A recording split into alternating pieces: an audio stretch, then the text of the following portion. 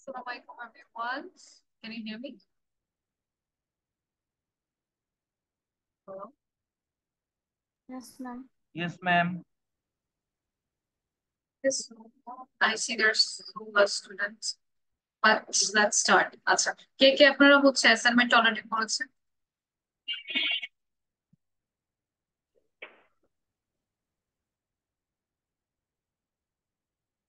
Miss Janvi,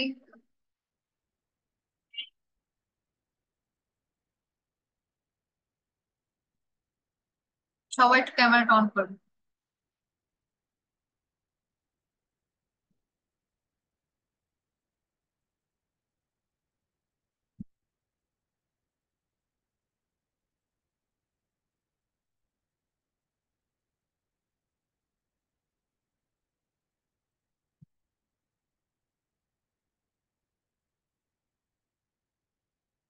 Okay. So welcome to the class, Mr. Wanwar. How are you doing?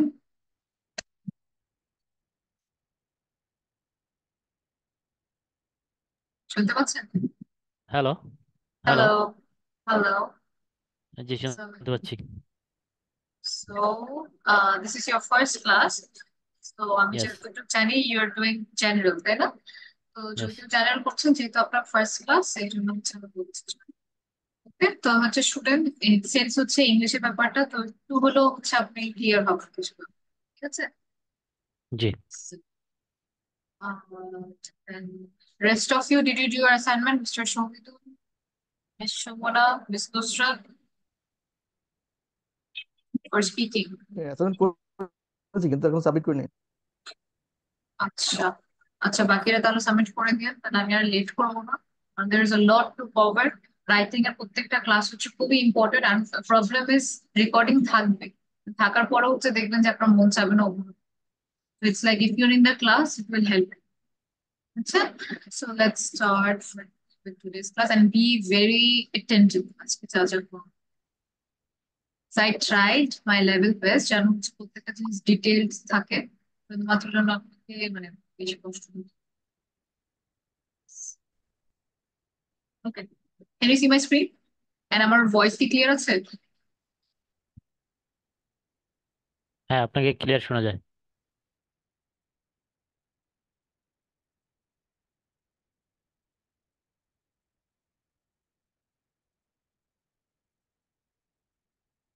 তো IELTS writing 1 একাডেমিকের ক্ষেত্রে যেটা হয় যে আমাদেরকে মাত্র 20 মিনিটস দেওয়া হয়। দ্যাট মিনস টু সে ওই 20 মিনিটস আমাকে কতগুলো ওয়ার্ড লিখতে হবে? 125টা। We need to write 150 words within that 20 minutes. তার মানে কি, ইটস নট যে আপনি হচ্ছে কতটুকু লিখতে পারেন। তো এই মাইন্ডসেট দিয়ে কখনো আপনি হচ্ছে রাইটিং টাস্ক মানে বসবেন না যে আচ্ছা আমি যদি বেশি লিখি, আমার ইংলিশ গুলো যদি এখানে সব দিয়ে দেই তাহলে মনে হয় আমার মার্ক। এমনটা কিন্তু না। তার মানে 20 মিনিটে আপনাকে এমন ভাবে হচ্ছে লিখতে হবে যাতে করে হচ্ছে একদম টু দা পয়েন্ট থাকে। আর হচ্ছে এখানে টাস্ক শুধুমাত্র হচ্ছে আমাদেরকে 150 ওয়ার্ডস লিখলেই হচ্ছে, 150 একটু বেশি, 200 পর্যন্ত যেতে পারে। তো অ্যারাউন্ড দ্যাট 200 ওয়ার্ডের ভিতরে। তো এখানে 20 মিনিট যেহেতু আছে, তার মানে আমাদের খুবই স্পেসিফিক হতে হবে। আর একটা জিনিস যেটা খুবই ভালো রাইটিং টাস্ক ওয়ানের ব্যাপারে, আপনাকে নিজে থেকে কিছু বানাতে হচ্ছে। Right, you have everything in front of you. আর আমি শিওর যে আপনারা জানেন যে রাইটিং টাস্ক ওয়ানে আপনাকে কিছু ডায়াগ্রাম দিবে। It could be bar graph, line graph, pie chart, table, কিছু ডায়াগ্রাম বা কম্বাইন, এই টাইপেরই জিনিস। তার মানে স্ট্যাটিস্টিকে যেরকম আমরা দেখি যে কি ইনফরমেশন, ওই ইনফরমেশন অনুযায়ী কিন্তু আমাদের লিখতে হবে, যা আছে তাই। আপনার নিজের আইডিয়া দিতে হবে না যে ও এখানে তো 91% পপুলেশন লিখছে কিন্তু আমি তো জানি 80%। So that won't work. যেটা একদম ওখানে দেওয়া আছে ওইটা রিড করতে হবে। তো আপনাকে ফার্স্ট যে জিনিসটার দিকে হচ্ছে লক্ষ্য করতে হবে যে আপনি গ্রাফটা বুঝতেছেন না। ফার্স্ট জিনিস আসলে এটা বুঝতে হবে যে কি টাইপ অফ ইনফরমেশন, এখানে কি পাই চার্ট আছে, টেবিল আছে, নাকি লাইন। ওইটা আগে বের করার পরে তখন আপনাকে বুঝতে হবে যে ডায়াগ্রামটা আসলে কি বলতে চাচ্ছে, তারপরে লেখা শুরু করতে হবে। ওটার আগে যদি করেন তাহলে কিন্তু আপনার টাইমটা ওয়েস্ট, কারণ তাহলে আপনার আসলে কি চাচ্ছে সেটা বুঝবেন না, লেখার সময় প্রবলেম। আচ্ছা, জাস্ট লাইক প্রিভিয়াস ক্লাস, আমি যেরকম আপনাকে স্পিকিং এর ক্ষেত্রে বলছিলাম, এখানেও হচ্ছে 25% করে চারটা জিনিসের উপর আপনাকে মার্কিং করা হয়। Task achievement, coherence and cohesion আমি অলরেডি বুঝিয়ে ফেলছি, I don't think you will have a problem with it. আরেকবার বলে দিই, কোহারেন্স এন্ড কোহেশন মানে একটা সেন্টেন্সের সাথে আরেকটা সেন্টেন্স যে যোগ মানে অ্যাড হবে, ওই যে ব্রিজটা, ওই ব্রিজটাকে বলে হচ্ছে আপনার কোহারেন্স, যেন প্রত্যেকটা সেন্টেন্সের সাথে একটা মিল থাকে। একটা সেন্টেন্স আপনি একটা ব্যাপারে বললাম, আরেকটা হচ্ছে আপনি কোনো কম্বাইন করলেন না, জাস্ট বলেই গেলেন, তাহলে কিন্তু হচ্ছে, right? Then vocabulary and grammar, task অ্যাচিভমেন্টের কথা আমি আসতেছি। And so task achievement means how well you answer the question. মানে আপনার যে কোয়েশ্চেনটা আছে আপনি কতটুকু ওটা আনসার করতে পারছেন। একটা টাস্ক শেষ হওয়া মানে কি, মানে প্রত্যেকটা জিনিস আপনি কমপ্লিট করছেন। সিমিলারলি এখানে যখন থাকবে তখন আপনাকে বুঝতে হবে যে আপনি কত সুন্দরভাবে হচ্ছে যে কোয়েশ্চেনটা কতটুকু আনসার করেছেন। সো আপনি এই টাস্ক অ্যাচিভমেন্টের স্কোরটা কিভাবে বাড়াবেন, সেটা হচ্ছে অ্যাকিউরেটলি বলতে কি, আমাদের একটা থাকে না, অল মানে একটু হচ্ছে অ্যাজিউম করে দেই বা গেস করে দেওয়া হবে, যা আছে তাই বলতে হবে। Answer all parts of the task, ওই কোশ্চেনের মধ্যে যা লেখা থাকবে আপনি যেন প্রত্যেকটা জিনিস আনসার করেন। হয়তো আপনি সামারি করলেন কিন্তু হচ্ছে ওই কম্পারিজন করতে বলছে ওটা করলেন না, তাহলে কিন্তু কোনো মার্ক কাটা যাবে। তো কোয়েশ্চেন অনুযায়ী আপনার আনসার হতে হবে। ক্লিয়ার ওভারভিউ, ওভারভিউ হচ্ছে আপনার টাস্ক ওয়ানের, এটা একটু নোট করবেন আজকে আজকে আপনার নিজেরও নোট করবেন, পরে আমারটাও থাকলে ইট উইল বি হেল্পফুল। ওভারভিউটা আমরা শিখবো পরে, it's like the second paragraph of a task one. Task ওয়ানের সেকেন্ড প্যারাগ্রাফকে বলে ওভারভিউ প্যারাগ্রাফ। একটা পুরো ক্লিয়ার ওভারভিউ যখন আমি বলি, পুরা ধারণাটা, মানে আমাকে তো অনেকগুলো ইনফরমেশন দিয়ে দিবে একটা একটা ডায়াগ্রামে বা একটা চার্টে, আমাকে ওটা জাস্ট মেইনলি বলতে হবে। ফর এক্সাম্পল যদি বলি, রিয়ার কাছে স্টুডেন্ট অনেক আগে যতটুকু ছিল, 20 বছর আগে, 20 বছর আগের থেকে এর মাঝে তো অনেক আপ এন্ড ডাউন করছে, আবার বাড়ছে, তাই না? তো এই টাইমে ধরেন হচ্ছে 2024-এ আজকে এসে maybe it's in the highest point, এর মাঝে যে আমাকে যত কিছু হয়েছে, আপস এন্ড ডাউনস, এগুলোর ব্যাপারে লেখা দরকার নেই। কোথা থেকে শুরু হয়েছে, কোথা থেকে এন্ড হয়েছে, এটা হচ্ছে আপনার ওভার। মানে একটা সময় হচ্ছে আমার এরকম ছিল, খুবই কম ছিল, যেটা একদম বিগিনিং এ যখন লেখা শুরু হয়েছে, আর এখন হয়তো বা এটার ফেম বেড়ে গেছে। তো এই যে লাস্টের যে জিনিস আর প্রথমের যে জিনিস, এটাই হচ্ছে মেন। মাঝখানে যে আপস এন্ড ডাউনস হচ্ছে বা কতটুকু নামছে কতটুকু পারছে, ডিটেল ছাড়া যে জিনিসটা আমি বলবো, যে এই মুহূর্তে Liaquat's is one of the famous institute, এই জিনিসটাই ওভার, যখন আমরা হচ্ছে করবো তখন বুঝতে পারবো। ওভারভিউ হচ্ছে একটা ওভারঅল আইডিয়া দেওয়া, ডিটেলে না যাওয়া, যে 2023 এর 3rd জানুয়ারিতে এরকম হয়েছিল ওরকম হয়েছিল, এগুলো বলা দরকার। সেকেন্ড প্যারাগ্রাফে জাস্ট বুঝতে হবে যে আসলে স্ট্যাটিস্টিকটা কোথায় দাঁড়াচ্ছে, এটাই হচ্ছে overview। তারপর হাইলাইট কি features and support detail with data. সেটা হচ্ছে আমাদের কি ফিচার্স গুলো খুঁজে বের করতে হবে। হ্যাঁ, হোয়াট আর দ্য কি ফিচার্স, যে আমাকে আচ্ছা ধরেন হতেছে একটা গ্রাফ আছে, এখানে একটা কি ফিচার আছে, মানে এটা যদি আমার গ্রাফ হয়ে থাকে, এই জায়গায় একটা পিক, একটা হাইয়েস্ট পয়েন্ট আছে, তার মানে এটা একটা কি ফিচার। এই জায়গাটাতে হচ্ছে ধরেন লিয়া কাছের স্টুডেন্ট সবচেয়ে বেশি ছিল এই টাইম, তো এটাই হচ্ছে আমার কি feature. The highest was in 2022, let's say. হ্যাঁ, তারপর আমাকে ডেটা দিতে হবে যে এই টাইমটাতে কতগুলো স্টুডেন্ট ছিল, এখানে ধরেন লেখা আছে যে 300। তো আমাকেও তখন বলতে হবে যে ইন 2022 দেয়ার ওয়াজ 300 স্টুডেন্ট, যেটাই আমি বলি ওই টাইমে আমাকে একটা ডিটেল দিতে হবে, মানে সাপোর্টিং ডিটেল। আমি যদি বলি 2022-তে সবচেয়ে বেশি স্টুডেন্ট ছিল, by how much, by 300 students. তো এই যে ডিটেল সহজে আমি বলবো, আমার নিজের আইডিয়া না, এটা যা গ্রাফে আছে তা অনুযায়ী। হ্যাভ আ ক্লিয়ার পজিশন, এটাও হচ্ছে পরে, হ্যাঁ এখন দরকার নেই। এটা হচ্ছে টাস্ক টুতে। তো এই কয়েকটা জিনিস হচ্ছে এখন আর আপনার বুঝতে হবে যে এইগুলো যদি আমি কি ফিচার্স গুলো খুঁজে বের করতে পারি, একটা ক্লিয়ার ওভারভিউ দিই, কোয়েশ্চেনে যা আছে সবকিছু যদি বলতে পারি, আর অ্যাকিউরেটলি যদি কোয়েশ্চেন দিই, তাহলে আমি 25% গ্যারেন্টি করতে পারবো আমার আমার যে ব্যান্ড 9 আসবে, ব্যান্ড 9-এর 25% এই টাস্ক অ্যাচিভমেন্ট থেকে আসবে। তো এইটা বুঝে কিন্তু আপনার লেখা শুরু করতে হবে, যে কি কি ইম্পর্টেন্ট থিংস সব যদি লেখা শুরু করি তাহলে আপনার অনেকটা টাইম চলে যাবে। হ্যাঁ, কারণ আমাদের হাতে মাত্র 20 মিনিট। নেক্সট, কোহেরেন্স এর question is like how well is your text structure. আপনার সেন্টেন্স স্ট্রাকচারের মধ্যে ভালো থাকতে হবে। তো আপনি যদি এখানে স্কোরটা একটু বাড়াতে চান, যেটা করতে হবে, প্যারাগ্রাফিং গুলো সুন্দরভাবে করতে হবে। তারপর এক একটা প্যারাগ্রাফের জন্য আপনার সুন্দর একটা আইডিয়া থাকে, আপনার আইডিয়াটার জন্য ক্লিয়ার থাকে। তারপর use linking words and cohesive devices, last ক্লাসে আমি বলেছি যে আপনাকে এই লিঙ্কিং ওয়ার্ডস এর লিস্টটা গুগল থেকে ডাউনলোড করে নিতে হবে। হ্যাঁ, যে linking words and cohesive devices, এটা থাকলে যেন আপনি যেরকম firstly I would like to say that discipline is the first step of IELTS. Secondly, we need to read a lot. তো আমি হচ্ছে এটা স্ট্রাকচারিং করছি, এই জন্য যে যে ওয়ার্ডস গুলো লাগবে এই সবগুলো যখন থাকে, so that is coherence and cohesion. আর নেক্সট হচ্ছে lexical resource, you know how good is your vocabulary, use a wide range of vocabulary. Wide range বলতে কি বোঝায়? ইটস নট লাইক আপনাকে পুরো ডিকশনারি মিক্স করে দেবো, ইটস জাস্ট দ্যাট একই ওয়ার্ডের আমি যেন একটু রেঞ্জ পাই। গুড না বলে আমি যদি বলি এক্সট্রা অর্ডিনারি বা এক্সেলেন্ট, অ্যামেজিং, সুপার, এটাই হচ্ছে ওয়াইড রেঞ্জ অফ ভোকাবুলারি। বা হচ্ছে এরকম ধরেন হচ্ছে আমি লাস্ট ক্লাস আর একটু বলেছিলাম যেহেতু ফ্রেজ ইউজ করেন instead of using a word, তো এগুলো যত ধরনের আপনি ইউজ করবেন তত আপনি ভোকাবুলারিতে মার্কস ক্লিয়ার করতে পারবেন। হ্যাঁ, একটা তো বলছি টাস্ক অ্যাচিভমেন্টে 25, এখানেও 25%। আপনি কত সুন্দরভাবে স্ট্রাকচার করতেছেন, কত ইজি হচ্ছে, আপনি তখনই মার্কস পাবেন যখন রিডারের জন্য আপনি আপনার আইডিয়াটা ক্লিয়ারলি বলতে পারেন। এত যদি ঝামেলা করে ফেলেন বা আপনার ইংলিশ স্কিলটা যদি শো করেন এই জায়গায়, তাহলে কিন্তু মার্কস গ্যারান্টি করতে পারবেন, ক্লিয়ার যেন হয়। Lexical resource, use less common lexical items. Try করবেন যে বাকিরা যদি বেটার বলে আপনি বলবেন যে মোর এক্সেলেন্ট, বা যদি বলে যে ব্যাড বলে, হ্যাঁ ব্যাড না বলে আপনি বলবেন যে ইট ওয়াজ টেরিবল। তো এটাই লেস কমন লেক্সিক্যাল আইটেমস। আর একটু যদি ভালো ওয়ার্ড পান, একটু হচ্ছে অ্যাডভান্স, তাহলে ওগুলো ইউজ করুন। আর স্পেলিং এর জন্য যেন আপনার মার্কস না কাটে, এটা কিন্তু খুবই ইম্পর্টেন্ট, এর জন্য অনেক মার্কস কাটে। সো ট্রাই ইউর বেস্ট যার জন্য স্পেলিং অ্যাটলিস্ট ভুল না করেন। সো এখান থেকে আপনার 25%, তাহলে হয়ে গেল 75%। নেক্সট হচ্ছে আপনার আসতেছে what was the other thing? আচ্ছা, for task achievement, cohesions and lexical resource and grammar. হ্যাঁ, গ্রামার যেরকম লাস্ট টাইম বলছিলাম, তো grammar actually will include how the wide range, মানে আপনি কি সিম্পল সিম্পল সেন্টেন্স, তারপরে হচ্ছে আম, বলে কমপ্লেক্স সেন্টেন্সেস, কম্পাউন্ড সেন্টেন্স করতে পারতেছেন কিনা। সিম্পল কোনটা, যেরকম আই এম আ স্টুডেন্ট, আর কম্পাউন্ড কোনগুলা, I am a student and I am studying in grade 5। হ্যাঁ, ধরেন আর যদি আমি কমপ্লেক্স বলি, I am a student and I'm studying in grade 5. However, I'm also doing spoken classes. তাহলে আমি however তিনটা সেন্টেন্স একটা সেন্টেন্সে আমি হচ্ছে মানে কম্বাইন করলাম, এই যে তিনটার সাথে করা ওইটাই কমপ্লেক্স।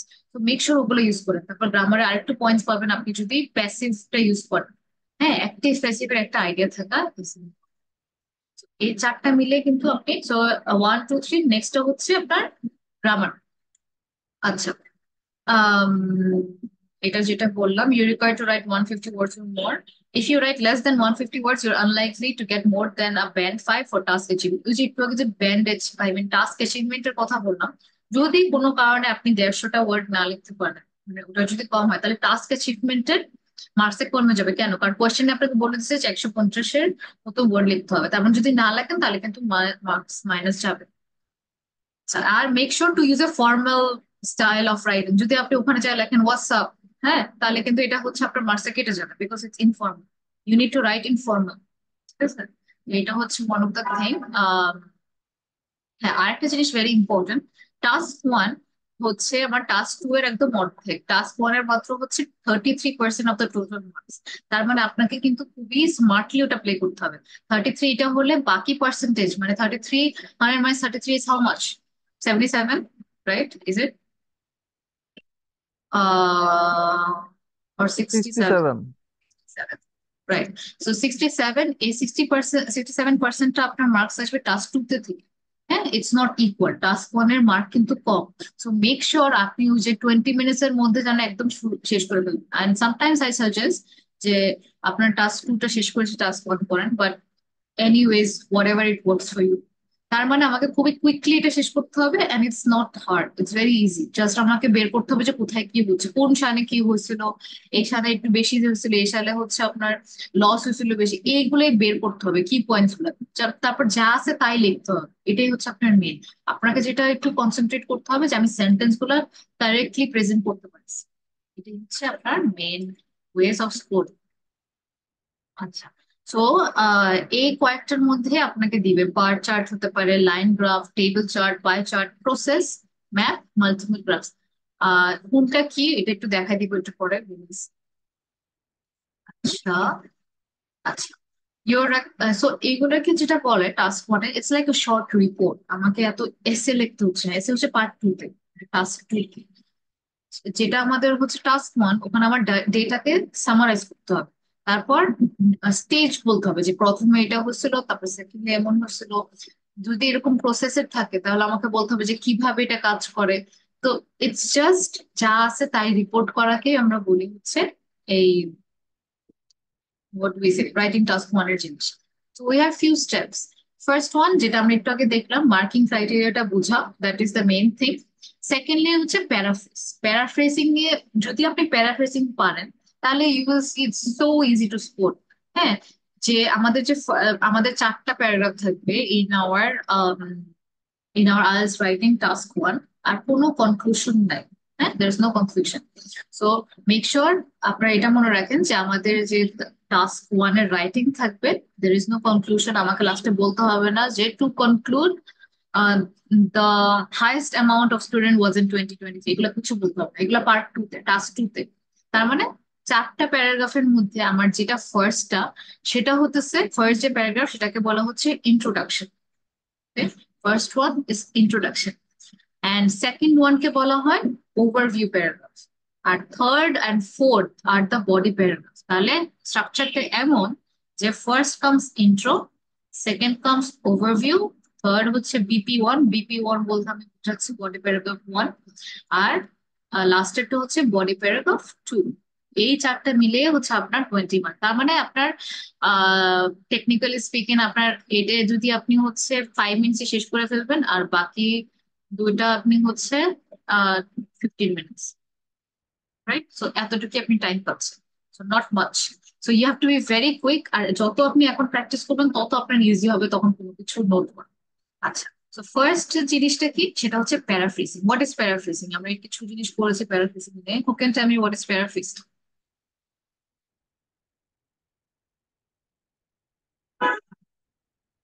No one?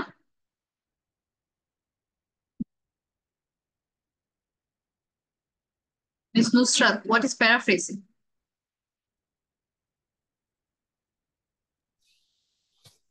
প্যারাফ্রেজিং বলতে ম্যাম বোঝায় একই সেন্টেন্সের একই অর্থ বহন করে, কিন্তু সেন্টেন্সটা শব্দগুলো পরিবর্তন করে বা সেন্টেন্স স্ট্রাকচার পরিবর্তন করে অন্যভাবে উপস্থাপন করা, কিন্তু সেন্টেন্সের অর্থগুলো বা মিনিংটা একই থাকবে। Good, yes. সো প্যারাফ্রেজিং মানে অর্থ না চেঞ্জ করে আমরা কথার পজিশন গুলো চেঞ্জ করবো, বা ওয়ার্ডের পজিশন। আর একটা ওয়ার্ডকে সেম মিনিং, সিনোনিম আমরা শিখছি না, সো সিনোনিম গুলো দিয়ে যেন আমরা রিপ্লেস করতে পারি। যে একটা জিনিসকে আমরা টেরিবল বললাম, ওটাকে যদি আমি চেঞ্জ করে হচ্ছে অফুল বলতে পারি, এরকম। যে ওই কথাগুলোকে চেঞ্জ করে যেন আমার মিনিং না চেঞ্জ হয়, এটাকেই বলা হচ্ছে প্যারাফ্রেজ। সো ফার্স্ট সবকিছু ভুলে যে আপনার মাথায় যেটা রাখতে হবে, আমার ফার্স্ট প্যারাগ্রাফে আমার যে অ্যাসেটটা হবে বা হচ্ছে সরি দ্য রিপোর্ট, ওখানে যে first paragraph that is for introduction. ইন্ট্রোডাকশনে আপনার কোয়েশ্চেনটা প্যারাফ্রেজিং করতে হবে, দ্যাটস ইট। কোয়েশ্চেনে যা আছে ওইটাই জাস্ট আমাকে প্যারাফ্রেজ করে ফার্স্ট প্যারাগ্রাফে লিখতে হবে। Will you all get this? যে ফার্স্ট প্যারাগ্রাফ আমাদের কি করতে হবে, যা কোয়েশ্চেন থাকবে ওইটাকেই প্যারাফ্রেজ করে লিখে দিলে আপনার হচ্ছে 25% কাজ শেষ। Did you understand what you have to do in the first paragraph?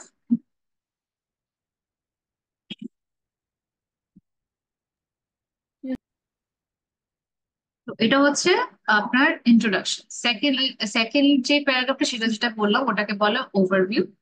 ওভারভিউতে হচ্ছে, ইয়েস। সরি, আমি একটু ব্যস্ত ছিলাম তাই ক্লাসে ঢুকতে পারিনি। আচ্ছা, সো ওভারভিউতে কি হবে, আপনাকে 3-4টা মেইন ফিচার্স বের করতে হবে, এন্ড আমাকে কোনো ডেটা দিতে হবে না যে 2020-তে হচ্ছে 90% ছিল, 2021-এ 97% ছিল, এগুলো কিছু দিতে হবে। সো ফার্স্টটাতে হচ্ছে আপনার ইন্ট্রো, সেকেন্ডটাতে হচ্ছে আপনার ওভারভিউ। তারপর যখন আমি বডি প্যারাগ্রাফ টু শুরু করব, sorry one, body paragraph one যখন শুরু করব, তখন থেকে যেন আমি আমার যে ফিচার্স গুলা সেটার জন্য আমি হচ্ছে সাপোর্ট করতে পারি। সাপোর্ট মানে আমার ডিটেল গুলো দিতে হবে যে এই এই বছরে এত পার্সেন্ট ছিল। ওকে, তারপরে হচ্ছে যেটা সেটা হচ্ছে আপনার একটু যেন চেকিং এর জন্য একটু টাইম লাগবে, কারণ যেন স্পেলিং আর গ্রামার মিস্টেক না হয়। আর হচ্ছে ডেটা যেগুলো বলতেছেন সেগুলো যেন অ্যাকিউরেট এক্স্যাক্টলি হয়। এইভাবে করে হচ্ছে আসলে আপনার টাস্ক ওয়ানের দিকে আগাতে হবে। ওয়েট, সো নেক্সট হচ্ছে যেটা, সেটা হচ্ছে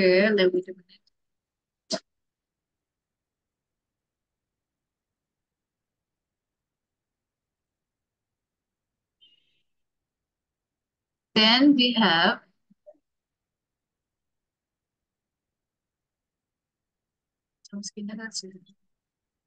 আচ্ছা, কোয়েশ্চেন গুলো কিভাবে হবে যেটা আমি বললাম, ফার্স্ট ফার্স্ট যে প্যারাগ্রাফ হবে, যে ইন্ট্রো প্যারাগ্রাফটা, ওখানে আমাকে প্যারাফ্রেজিং করতে হবে। ফার্স্ট যেটা আপনাকে কোয়েশ্চেন গুলো এমন দেওয়া হবে, আপনাদের কাছে যদি এখন আইএলটিএস বুকটা থাকে, open it and open your task one. Task ওয়ানে যে যে কোয়েশ্চেন গুলো আছে ওটা একটু দেখেন। মানে দেখবেন মোস্টলি আপনাকে এরকম ভাবে কোয়েশ্চেন দিবে যে the bar chart below shows the percentage of people who ate 5 portions of fruit and vegetables per day in the UK from 2001 to 2008. But the table shows the proportion of income spent on four common items in the UK in 1998. The diagram below shows how rainwater is collected for the use of drinking water in Australia. একটু আগে আমি বললাম না যে bar chart হতে পারে, line হতে পারে, টেবিল হতে পারে, ডাজন্ট ম্যাটার, প্রত্যেকটা আপনার যেই কোশ্চেনই থাকুক ওইটা কি আমার প্যারাফ্রেজ করা বুঝতে হবে। এখন আপনি যদি প্রো হন প্যারাফ্রেজিং এ, তখনই কিন্তু আপনি অলরেডি 25% আপনার। হ্যাঁ, তো আপনার নিজেকে চেষ্টা করতে হবে যে প্রত্যেকটা সেন্টেন্সকে যেন আপনি একটু ঘুরায় ফেরায় বলতে পারেন, যেন আপনি master Sen. So in the first paragraph of your essay you need to be able to paraphrase the whole question। এই কোয়েশ্চেন গুলো, যে কোয়েশ্চেনই আপনি পাচ্ছেন এইগুলাকে যেন আপনি প্যারাফ্রেজ করতে পারেন। ওকে, who is good in paraphrasing in this class? Who knows paraphrasing? Mr. Nazmul, how good are you in paraphrasing?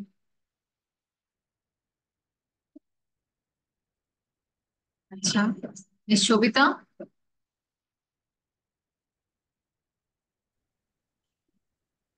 আমার কথা কি শোনা যাচ্ছে না? ম্যাম, কেটে কেটে আসে। হ্যাঁ, কেটে কেটে আসতেছে। এখন ম্যাম, আপনি কথা বলেন তাহলে তো বুঝবো। তার কথা তো বলছি, না, আমি যদি কোয়েশ্চেন ডাকতেছি ম্যাম, শোনা বলতেছে। যাচ্ছে না? মাঝে মধ্যে রানিং থাকে, তারপর আবার মাঝে মধ্যে কেটে যায়। আচ্ছা, এখন সাউন্ড ওকে ম্যাম। হ্যাঁ, so Miss Shobita, I was asking, are you good with paraphrasing?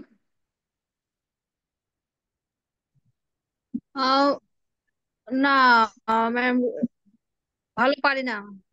Okay, who is good? Miss Nusrat?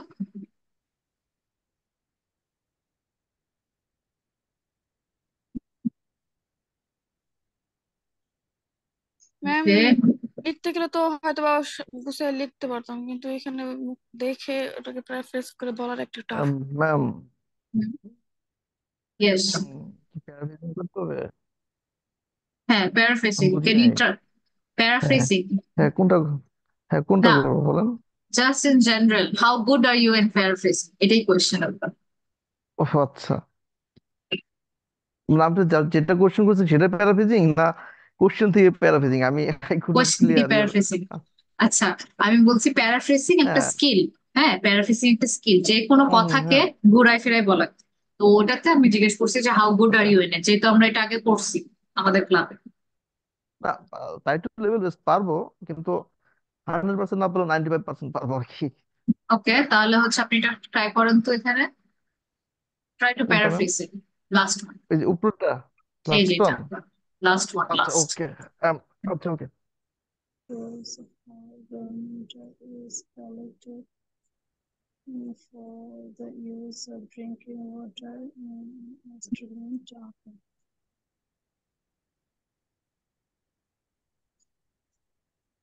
The data below show how to rainwater is collected for the use of drinking water in an Australian town.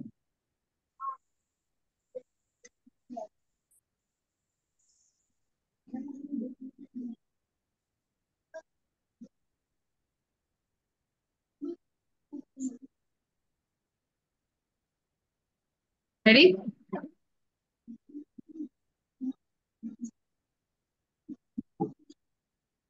30 second,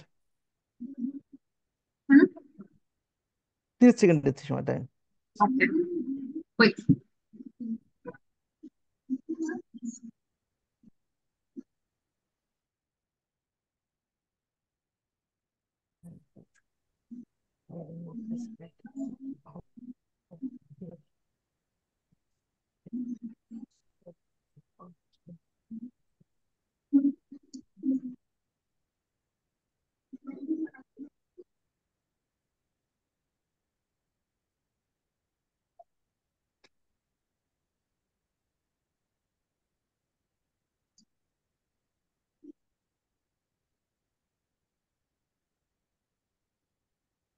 Okay, Mr. Nazmo wants to answer. Okay. Okay, now Mr. Shahidul Waqt. So I'm trying. I'm trying to the bar diagram illustrates how rainwater is preserved, uh, preserved in Osler town for using of drinking purpose. Yeah, so you are 50% there. So there is still a lot of weakness. Okay. So I understand where is the problem. Anyone else wants to try? Ma'am আমি বলবো Bolan. the following photograph present us the method of collecting and storing the method of storing rainwater for daily use in Australian city. অনেকটু কি কাছাকাছি, not bad. Just বিগিনিংটা একটু বলেছিল, যেরকম the following picture, এটা না হয় একটা ইলাস্ট্রেশনের মতো পাবো। Okay, good. Thank you for trying. I was just checking কতটুকু জানেন। আচ্ছা, so let's go look at how to paraphrase. Yeah? So those who don't know, don't worry about it. Let's see. So paraphrasing is simply rewriting a phrase or sentence so that it has the same meaning but with different words. যেটা বললাম, মিনিংটা আমার same থাকতে হবে কিন্তু বিভিন্ন ওয়ার্ডস দিয়ে। Paraphrasing is one of the most important skills to learn before doing your IELTS test. It is most important for writing and speaking. এটা আপনার রাইটিং আর স্পিকিং দুটাতেই লাগবে, আবার রিডিংও আপনাকে হেল্প করবে। তো কারণ হচ্ছে রিডিং এ আমরা দেখছি না যে যখন হতেছে একই রকম করে হচ্ছে কিন্তু কোয়েশ্চেনটা থাকে না, বা কোয়েশ্চেন আর প্যারাগ্রাফের মধ্যে একটু ডিফারেন্স থেকেই যায়, কিন্তু মিনিংটা কিন্তু সেম। ওটাই কিন্তু ঘুরে ফিরে আমাদেরকে রাইটিং এ করতে হবে। বুঝতে পারছেন? যেরকম হচ্ছে আমাদেরকে বের করতে হতো হয়তো বা কোয়েশ্চেন একভাবে, আর হচ্ছে আমাদের প্যারাগ্রাফটা, আমাদের যে রিডিং এর প্যারাগ্রাফ গুলো ওগুলো অন্যভাবে। ওটাই, দ্যাটস বিকজ অফ প্যারাফ্রেজিং। তো এই জিনিসটাই আমাদেরকে এখানে মাস্টার করতে হবে। সো এই কারণে হচ্ছে we all need to be fluent. First of all, ধরেন একটা word sentence.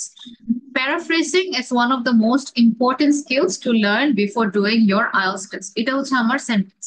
এটাকে যদি আমি প্যারাফ্রেজ করি তাহলে আমি কি করতেছি দেখেন তো। বিফোর টেকিং দ্য, আচ্ছা কোথাও থেকে সাউন্ড আসতেছে। আচ্ছা হ্যাঁ, before taking the IELTS test, mastering paraphrasing is one of the most crucial things to do. তো আমি এখানে কি করলাম দেখেন তো, যে আমি এখানে হয়তো বা বিফোর ডুইং ইউর IELTS টেস্টটা এখানে আগে ইয়ে করে দিচ্ছি, রাইট? যে আমাকে বিফোরটা লাস্টে দিছিল, আর এখানে আমি বিফোরটা প্রথমেই বলছি। হ্যাঁ, before taking the IELTS test. এখন before doing your IELTS test এটাকে আমি অন্যভাবে কিভাবে প্রেজেন্ট করতে পারি? Taking, right? So where কোনো একটা এক্সাম আমরা কখনো give, we don't give exam, we actually take exams, right? So before taking the IELTS test, এই IELTS টেস্টের কথা কিন্তু চেঞ্জ করিনি কেন? কারণ এটাগুলো প্যারাফ্রেজ করা যাবে না, IELTS তো IELTS ই থাকবে। হ্যাঁ, আচ্ছা মিস্টার আমিনুল একটু মিউট করে রাখুন যদি। Hello, okay. Then, so before taking the IELTS test, mastering paraphrasing is one of the most crucial things to do. তো এই যে সেন্টেন্সের লাস্টে যেটা, এটা আমি প্রথমে লিখি। হ্যাঁ, এটাই কিন্তু প্যারাফ্রেজিং। আমার কথা একটা সেম থাকবে। One of the way you can do it is, এটা একটা ওয়ে, সেটা হচ্ছে লাস্টের জিনিসটা আমি প্রথমে নিয়ে আসলাম। ডুইং টেস্ট না বলে আমি কি বললাম? Taking test. কারণ আমরা পরীক্ষা সবসময় আমরা বলি না আমি পরীক্ষা দিলাম, যদি ওটাকে আমি যদি ইংলিশে ডিরেক্ট করি তখন হয়ে যায় হচ্ছে গিভিং এক্সাম, কিন্তু আসলে গিভিং এক্সাম বলে কিছু নাই, it's taking the exam. Before taking the IELTS test, mastering paraphrasing is one of the most. আচ্ছা, মাস্টারিং প্যারাফ্রেজিং এটা কেন বললাম? কারণ মাস্টারিং এর অর্থ কি? ইটস লাইক ইম্পর্টেন্ট স্কিল, যে কোনো ইম্পর্টেন্ট। ফর এক্সাম্পল দেখেন, paraphrasing is synonyms to change some vocabulary. Important for crucial, এখানে ইম্পর্টেন্ট এর আরেকটা সিনোনিম কি? আচ্ছা, ক্রুশাল না থাকলে কি লিখতে পারতাম আমরা? ক্রুশিয়াল লিখতে পারতাম। কুশল তো লেখাই আছে, আরেকটা কি বলতে পারতো? এসেনশিয়াল লেখা যায় মানে এসেনশিয়াল লেখা যাবে, আরেকটা কি লেখা যেত? অ্যাডেপ্ট এই এডু ক্ষেত্রে ম্যাম ম্যান্ডেটরিও লেখা যায়, এখানে হুম, যেহেতু মানে ইম্পর্টেন্ট বোঝাচ্ছে না বা মানে একদম। ম্যান্ডেটরি, হ্যাঁ, বা ভাইটাল। তো এইসব কথা আমরা লিখতে পারলাম। তো এখানে হচ্ছে আমরা জাস্ট মানে সেন্টেন্সের পজিশনটা চেঞ্জ করলাম, যেটা লাস্টে ছিল ওটা প্রথমে এনে ফেললাম। So before taking the IELTS test, comma, mastering paraphrasing. তারপরে হচ্ছে আমরা যেখানে বললাম যে most important skills to learn, যে কোনো স্কিল যখন আমরা শিখি ওটাকে আমরা মাস্টার করার জন্য শিখি। তো ওই কথাটা এখানে নিয়ে আসছে যে mastering paraphrasing is one of the most crucial things to do. তো এই যে ইম্পর্টেন্ট জায়গায় আমরা ক্রুশাল বললাম, আর প্যারাফ্রেজিং এ থাকলাম, জাস্ট ওয়ার্ডের অর্ডার গুলো আমরা চেঞ্জ করলাম। এইভাবে করে this is one way of paraphrasing. এটা আপনাকে প্রত্যেকটা অনেকগুলো সেন্টেন্স দিয়ে আস্তে আস্তে ট্রাই করতে হবে। So this is one way of doing it. আর একটা মেথড আছে হচ্ছে, for example, my car needs petrol. আচ্ছা, তো এখানে দেখেন তো কি করা হয়েছে, এখানে যদি আমি প্যারাফ্রেজ করে ফেলি, মাই কারের জায়গায় কি বললাম, মাই ভেহিকল রিকোয়ার্স, নিডসটাকেও আমি সিনোনিম ইউজ করলাম, রিকোয়ার্স। আর পেট্রোলের একটা সিনোনিম হচ্ছে ফুয়েল। তো এখানে চারটার মধ্যে আমি কয়টাকে হচ্ছে রিপ্লেস করলাম? তিনটা। তিনটা। এখন এটা তিনটা। হচ্ছে গুড প্র্যাকটিস, বাট বেটার প্র্যাকটিসে তো যদি আমি মাইটাকেও করতে পারতাম, কিন্তু সবসময় এটা পসিবল হয় না। So my vehicle requires fuel. তো কিন্তু we have to be very careful. আচ্ছা, ধরেন হচ্ছে for example humans is a synonym for people and attractive is a synonym for beautiful. তো হিউম্যানস আমরা জানি, হিউম্যানস তাদেরকে বলি মানুষকে। তো আমরা হিউম্যানস না বলে কিন্তু পিপল বলতে পারি, আর বিউটিফুল না বলে গর্জিয়াস, অ্যাট্রাকটিভ, অ্যালিউরিং, এগুলো কথা ইউজ করতে পারি। তো তার মানে আমাকে অনেকগুলো কমন ওয়ার্ডস, এমন না যে খুবই হার্ড ওয়ার্ডস, ট্রাই যে আপনার যে ভোকাবুলারিটা, আমি যে সবাইকে বলি যে কিপ আ নোটবুক, ওই নোটবুকের মধ্যে খুবই সিম্পল ওয়ার্ডস এর কিছু আপনি সিনোনিম শিখে লাগবে, যেগুলো আপনাকে রাখতে পারবে। মানে যেরকম বিউটিফুল এর এটা তো লাগবে, গুড এর, তারপরে হচ্ছে টায়ার্ড এর, এইসব টাইপ ওয়ার্ড যেগুলো নর্মাল লাইফে আমরা ইউজ করি, ওই ওয়ার্ড গুলোর জন্য সিনোনিম সহজ, সবচেয়ে সহজ যেটা ওটা শিখে রাখবেন, যারা ওটা আপনাকে কাজে দেবে। So use synonyms to paraphrase. আচ্ছা, আচ্ছা, ওই যে এই টেকনিকটা যেটা বললাম শুধুমাত্র সিনোনিম ইউজ করবো, ওটার জন্য একটু কেয়ারফুল হতে হবে। কিভাবে? যেরকম violent crime is on the rise among teenagers, যে এই যে খুব যে ক্রাইমস গুলো যে হয়, ভায়োলেন্ট ক্রাইমস গুলো, সেটা হচ্ছে টিনেজার্স দের মধ্যে অনেক বেশি বাড়ছে। এখন আমি যদি এটাকে হচ্ছে প্যারাফ্রেজ করি যে violent offences are rising among young people, এটা ভুল হবে। Who can explain me why এটা কেন ভুল হবে?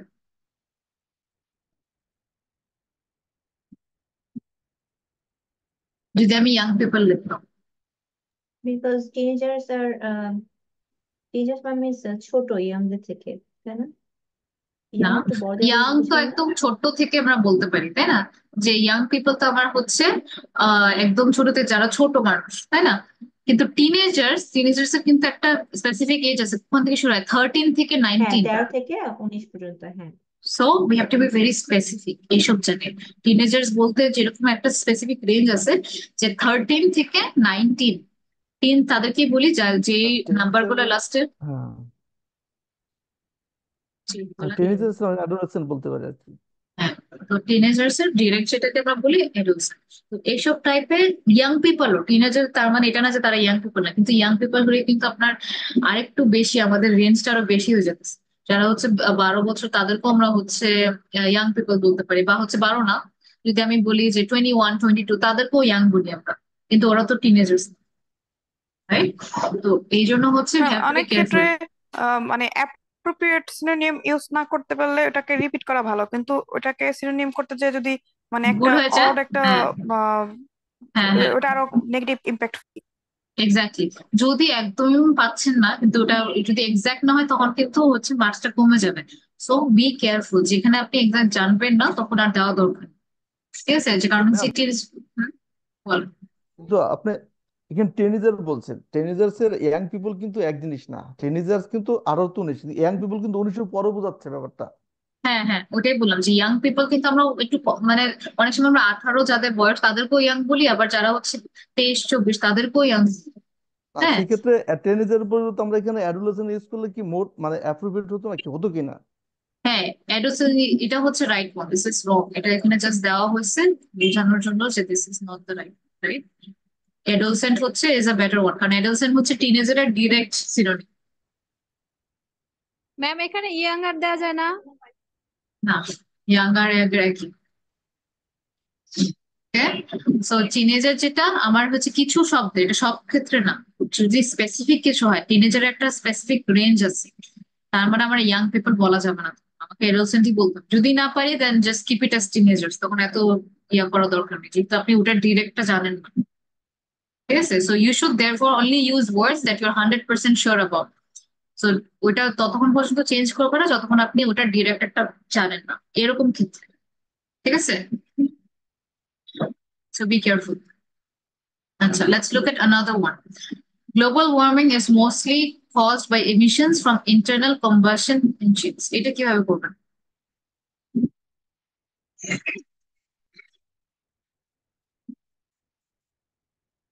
আচ্ছা, এখানে কোনটা কোনটা কিওয়ার্ডস দেখেন। So this is a keyword, global warming. হ্যাঁ, global warming is caused by emissions. Emissions এর অর্থ কি?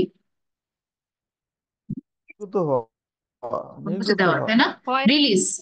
হ্যাঁ, বের হওয়া, রিলিজ। রিলিজ, হ্যাঁ, নির্গত হওয়া রিলিজ আর অফ কি। Fumes from motor vehicles. এখন যে কোশ্চেনটা আপনার মাথায় আসবে, আমি তো এগুলোর ব্যাপারে কোনো আইডিয়াই নেই, রাইট?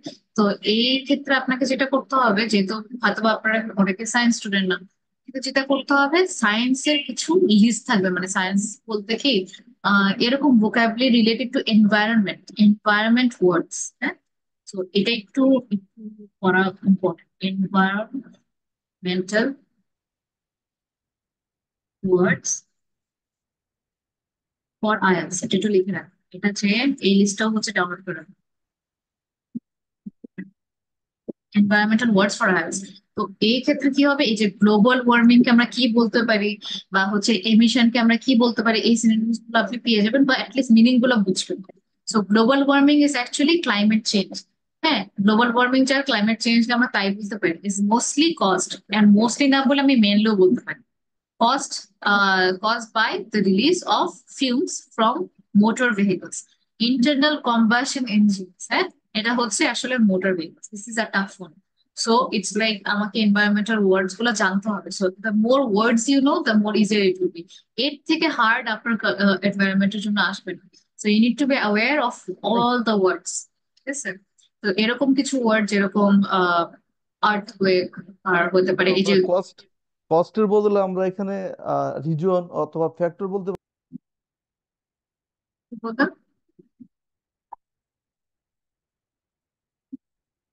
হ্যালো, বলছিলাম যে রিজনস অথবা ফ্যাক্টর ইউজ করতে পারি কিনা কস্টের পরিবর্তে। কস্ট রিজন বললে কিভাবে বলতেন? Is climate change is climate change is তখন রিজন বললে আপনার আরেকটু চেঞ্জ করতে হতো যে দ্য রিজন হ্যাঁ বিহাইন্ড হ্যাঁ ক্লাইমেট চেঞ্জ, তখন এভাবে বলতে হতো। কথাটা same. The reason behind climate change is the release of fumes from motor, তখন এভাবে বলবো। সেন্টেন্সটা আরেকটু চেঞ্জ করতে হতো আর কি। হ্যাঁ হ্যাঁ হ্যাঁ, অথবা বিকজ দিয়েও করতে পারতেন যে আহ কি বলা যায় এখানে, বিকজ দিয়ে যদি করতেন যে হ্যাঁ, তখন বলতে পারতেন the release of fumes from motor vehicle. Because দিয়ে কিভাবে করতে পারেন, বিকজ অফ। আচ্ছা, এখানে বিকজ ইউজ করা যেত না, এখানে মেনলি কজ ইউজ করা যেত, রিজন ইউজ করা যেত। না শেষে which is which is which is main because main of, reason of climate change. অথবা হ্যাঁ, অনেক ওয়েতে আপনি এটাকে চেঞ্জ করে বলতে পারেন, ওটাই প্যারাফ্রেজ। হুম, হ্যাঁ, অথবা বলতে পারতেন climate change is happening because of the release of fumes from motor vehicles, এটা বলতে পারতেন। সো এইভাবে করে তার মানে কি আমার আপনাকে এই যে এইসব জাতীয় ওয়ার্ডস গুলো একটু জেনে রাখতে হবে, যখন এনভায়রনমেন্ট রিলেটেড হয় এটা একটু ম্যাম হার্ড হয়ে যায়। মিস বিকজ অফ এর জায়গায় হেন্স ইউজ করা যায় না? কোনটা? climate change is happening, hence hence they start করার জন্য because of না, পরিবর্তন। হেন্স। হেন্স এর অর্থটা হচ্ছে কি, মানে এই জন্য হেন্স আমরা তখন ইউজ করি যদি আমি অনেক কিছু ডিসকাস করে ফেলি, লাস্টে বলি hence climate change is being caused. ওটা এইসব ক্ষেত্রে অথপর, ইউজ না করে উচিত। এটা অথপর বোঝাচ্ছে, হেন্স দ্বারা অথপর অতঃপর, বা হেন্স ফোর্থ অথপর বোঝায়। হেন্সটা এখানে আপনি ইউজ করতে পারেন। সো এনভায়রনমেন্টাল আমি প্রথমে দিলাম কেন, কারণ যেন আপনি এই ওয়ার্ডস গুলো নিয়ে একটু অ্যাওয়্যার থাকেন। সো এনভায়রনমেন্টাল যখন আসে একটু হার্ড হয়ে যায়, কিন্তু ওইগুলো কমন থাকে। সো যেহেতু কমন থাকে এই জন্য হচ্ছে এটা আপনার লিস্টে একটু সামনে রাখতে হবে, বুঝতে হবে mean. So that is one thing. আচ্ছা, method number 2, changing the word order also allows us to effectively paraphrase. Okay, let's see. You can easily change the order of the clauses. Clauses অর্থ কে কে জানেন? What is clauses? Terms, conditions means Clause না, clause, clause. Who can tell me what is clause? clause subordinate কোনো একটা clause ঘটনা আসলে একটা একটা অংশ, খন্ড অংশ, বা বাংলা যেটা বলতে means terms বা কোনো একটা ঘটনা বা সামথিং লাইক দিস, কোনো একটা সিচুয়েশন ক্রিয়েট করতে না। It's a grammatical thing. আচ্ছা, এক একটা আমরা কি এক একটা পার্ট, মানে একটা সেন্টেন্সের এক একটা পার্টকে এক একটা ক্লজ বলে নাকি? না, এক একটা পার্ট না। সো একটা সেন্টেন্সের মধ্যে যদি একের বেশি ক্লজ থাকে, সো ক্লজ বলতে আমরা বোঝাই এমন একটা সেন্টেন্স যেটা ইন্ডিপেন্ডেন্ট, একাই ওটা থাকতে পারে। ওটাকে বলা হচ্ছে, যেমন ওটার মধ্যে সাবজেক্টও আছে অবজেক্টও আছে, ওটাকে যদি আমি ভেঙে ফেলি তাহলে তাহলেও হচ্ছে ওটা একটা সেন্টেন্স। যেমন as languages such as Spanish, Chinese and English became more widely used, হ্যাঁ, there is a fear that many minority languages may die out. তো এখানে যেটা হলো, এখানে কিন্তু languages such as Spanish, Chinese and English became more widely used, এটা কিন্তু আমার একটা সিঙ্গেল একটা আইডিয়া হয়ে যাচ্ছে, একটা ফুল ফুল আইডিয়া, রাইট? এটাকে আমি অর্ধেক করতে পারবো। তারপরে এটাও অর্ধেক করতে পারবো যে there is a fear that many minority languages may die out। আমার কিন্তু এই প্রথমের সাপোর্টটা লাগতেছে না, যেটার জন্য কোনো সাপোর্ট লাগে না, এই সাপোর্টটা ছাড়াও কিন্তু এই সেন্টেন্স কিন্তু একাও একাও হচ্ছে স্ট্যান্ড করতে পারে। there is a fear that many minority languages may die out, যে একটা ভয় আছে যে অনেকগুলা মাইনর ল্যাঙ্গুয়েজ গুলা মরে যেতে পারে। তো এটা কিন্তু একাই একটা সেন্টেন্স। আবার languages such as Spanish, Chinese and English become more widely use, এটাও কিন্তু একা বসতে পারে। তার মানে এখানে দুইটা ক্লজ আছে। যে সেন্টেন্স গুলোতে একের বেশি থাকবে ওই সেন্টেন্স গুলো আমার প্যারাফ্রেজিং করা, যে ওয়ার্ড চেঞ্জ করা কিন্তু অনেক ইজি। তার মানে তখন যদি দেখেন যে দুইটা সেন্টেন্স আছে একসাথে কম্বাইন্ড, তখন আমি লাস্ট সেকেন্ড সেন্টেন্সটা প্রথমে এনে ফেলবো যে there is a fear that many minor minority languages may die out as languages such as Spanish, Chinese and English became more widely used। এখানে আমি কিচ্ছু করিনি, জাস্ট যেটা সেকেন্ড, কোনো ওয়ার্ডও চেঞ্জ করিনি। যদি এমন দেখেন একের বেশি ক্লজ আছে, তখন এই যে সেন্টেন্সের সেকেন্ড পার্টটা আমি প্রথমে আনবো আর first part to last term. বুঝতে পারছেন? এটা হচ্ছে যখন আপনি দেখতেছেন একের বেশি হচ্ছে clause. Did you get it?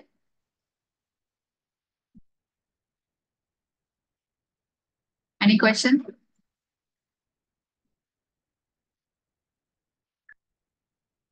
Hello?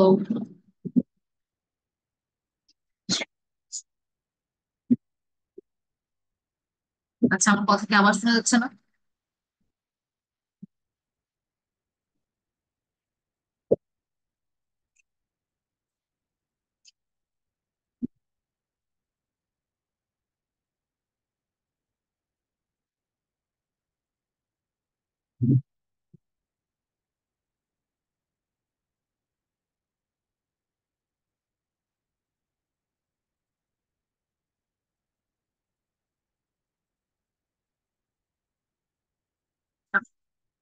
So did you all understand this part?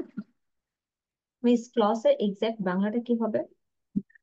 বলছি না বাংলা, হুম? এক্সাক্ট বাংলা হচ্ছে ক্লজের বাংলা আছে কিনা I am not so sure. Do anybody know? এটা ইংলিশের grammar, so I am not sure about তো বাংলা। ম্যাম, ক্লজের বাংলা হচ্ছে খণ্ড বাক্য, আলাদা আলাদা, মানে একটা বাক্যকে খণ্ড খণ্ড, মানে হতে পারে। মেইন হচ্ছে খণ্ড বাক্য একটা বাংলা যদি বলি। হুম, এটা যদি গ্রামার কোনো লেসন থাকে দেন মেবি বাট ওটা জাস্ট হচ্ছে একটা ইন্ডিপেন্ডেন্ট সেন্টেন্স যেটার সাবজেক্টও আছে আমার প্রেডিক্ট মানে অবজেক্টও আছে, ওটার আর কোনো সাপোর্ট লাগে না। হুম আচ্ছা। হুম, স্বাধীনভাবে মানে করতে পারে হ্যাঁ, আর কি, অন্যের উপর স্বাধীন একটা ডিপেন্ডেবল sentence। না। হ্যাঁ, পরের সেন্টেন্স বা আগের সেন্টেন্সের সাথে কোনো ডিপেন্ডেবল না। এখন এটা হচ্ছে ওয়ান ওয়ে, ঠিক আছে? এগুলো হচ্ছে আমি যেগুলো দেখাচ্ছি ডিফারেন্ট ওয়েস অফ প্যারাফ্রেজিং, আপনার কাছে যেটা সহজ লোক সেটাই। সো আরেকটা হচ্ছে দের ইজ এ ডিসমে, ফিয়ার এর একটা সিনোনিম ইউজ করছে, দেখেন there is dismay that many lesser used language, এখানে মাইনরিটির জায়গায় তারা লেসার ইউজ, এই জায়গাটাতে কিন্তু এই মানুষটা একটু বেশি পয়েন্টস পাবে, কারণ তার কারণ তার যে প্যারাফ্রেসিং এর যে স্কিলটা সেটা আরো ভালো, ফিয়ারের জায়গায় সে ডিসমে বলল that many lesser use languages, minority মানে কম, রাইট? তো এই জন্য বলতেছে lesser use languages may pass away, die. হ্যাঁ, ডায়ের হচ্ছে আমরা কি জানি, একটা আরেকটা ওয়ার্ড আছে হচ্ছে পাস, পাস অ্যাওয়ে। হ্যাঁ, pass away as languages such as Chinese, English and কি ছিল, and English became more broadly spoken, widely না বলে ব্রড। তো এটাও করতে পারি, আবার এটাও করতে পারি, প্রথমটাও করতে পারি, সেকেন্ডটাও করতে পারি। সেকেন্ডটা একটু পয়েন্ট বেশি, ফার্স্টটা হচ্ছে পয়েন্টলেস। তো প্রথম প্রথম হচ্ছে আপনারা একটু সেন্টেন্স দিয়ে খেলবেন, তারপর আস্তে আস্তে ট্রাই করবেন যে এই সিম্পল ওয়ার্ড গুলোর আপনি সিনোনিম খুঁজে পাচ্ছেন কিনা। Try to do that. আচ্ছা, আরেকটা হচ্ছে learning to manage money is one of the কি অ্যাসপেক্টস অফ অ্যাডাল্ট লাইফ। তো এখানে what did they change is a key aspect of daily life, এখানে কিছুই করেনি, ওয়ান এর জায়গায় হচ্ছে is a key aspect of daily life। হ্যাঁ, you can what do you say, you can actually practice বা বিভিন্ন টাইপ করে হচ্ছে আপনি এক্সপেরিমেন্ট করবেন, try to make it, just position গুলো একটু চেঞ্জ করবেন, বা হচ্ছে যে ওয়ার্ডস গুলো এটি একটু সিনোনিম বের করে অ্যাটলিস্ট হচ্ছে একটা দুটা করে এরকম স্টার্ট করতে হবে, আস্তে আস্তে তখন ওকে। Okay, this one. Change the form of the word. Longer lifespans and improvements in the health of older people, such as that people over the age of 65 can continue to live full and active lives. Etar meaning ta ki? Who can tell me?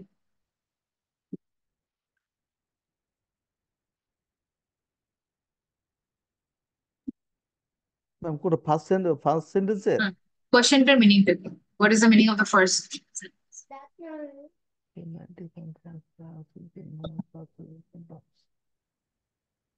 There are many different forms of words, including nouns, verbs, adjectives, and adverbs. এটা এটা এটা এটা এটা এটা এটা এটা question. আচ্ছা আচ্ছা দেখি problem spans. লাইফ স্প্যানের অর্থ কি? জীবন মানে লাইফ টাইম আর কি বলে, লাইফ মানে লাইফ টাইমে যতটুকু মানে সময় পায় সেটা জীবন জীবন হুম, বাহিত, হুম, অতিবাহিত লাইফ জীবন আর কি। হুম, অতিবাহিত। আচ্ছা, তাহলে কি বোঝাচ্ছে?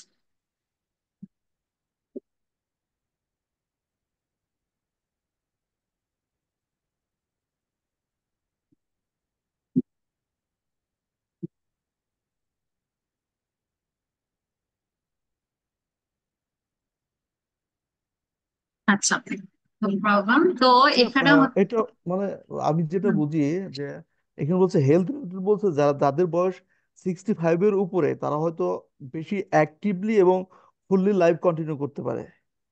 তো এখানে যেটা বলা হচ্ছে যে বয়স্ক মানুষদের যে একটা দিক দেখা যাচ্ছে যে তাদের লাইফ স্প্যানটা বেশি আর তাদের হেলথের যে ইমপ্রুভমেন্ট, এটা দিয়ে আমরা বুঝতে পারি যে যাদের বয়স হচ্ছে 65 আপ তারা কিন্তু লাইফটাকে সুন্দরভাবে এবং অ্যাক্টিভ একটা জীবন পালন করতে পারে।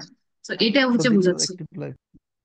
হ্যাঁ, যে longer life spans and improvement in the health of older people, যে যেহেতু আমরা দেখতে পারতেছি যে বয়স্ক মানুষদের একটা লঙ্গার লাইফ স্প্যান হচ্ছে আর হচ্ছে তাদের স্বাস্থ্যটা হচ্ছে ইমপ্রুভ হচ্ছে, এই জিনিসটা দেখে তারা এইটাই বুঝাচ্ছে, সাজেস্ট, সাজেস্ট মানে কি, এই যে ফাইন্ডিংটা তারা বের করছে, এটা বের করে বুঝতে পারছে যে people over the age of 65 can continue to live full and active lives। তার মানে যাদের বয়স 65, যে কারণে আমরা দেখতে পেলাম যে বয়স্ক মানুষদের হচ্ছে একটা লঙ্গার লাইফ স্প্যান, বোঝা যাচ্ছে যে 65 এর উপরে যাদের বয়স তারা একটা অ্যাক্টিভ লাইফ, মানে যেখানে তারা অ্যাক্টিভ থাকবে এবং একটা লাইফকে আর কি সুন্দরভাবে তখনও লিড করতে পারে, মানে এটা একটা ফাইন্ডিং বা একটা সার্ভে থেকে পাচ্ছে।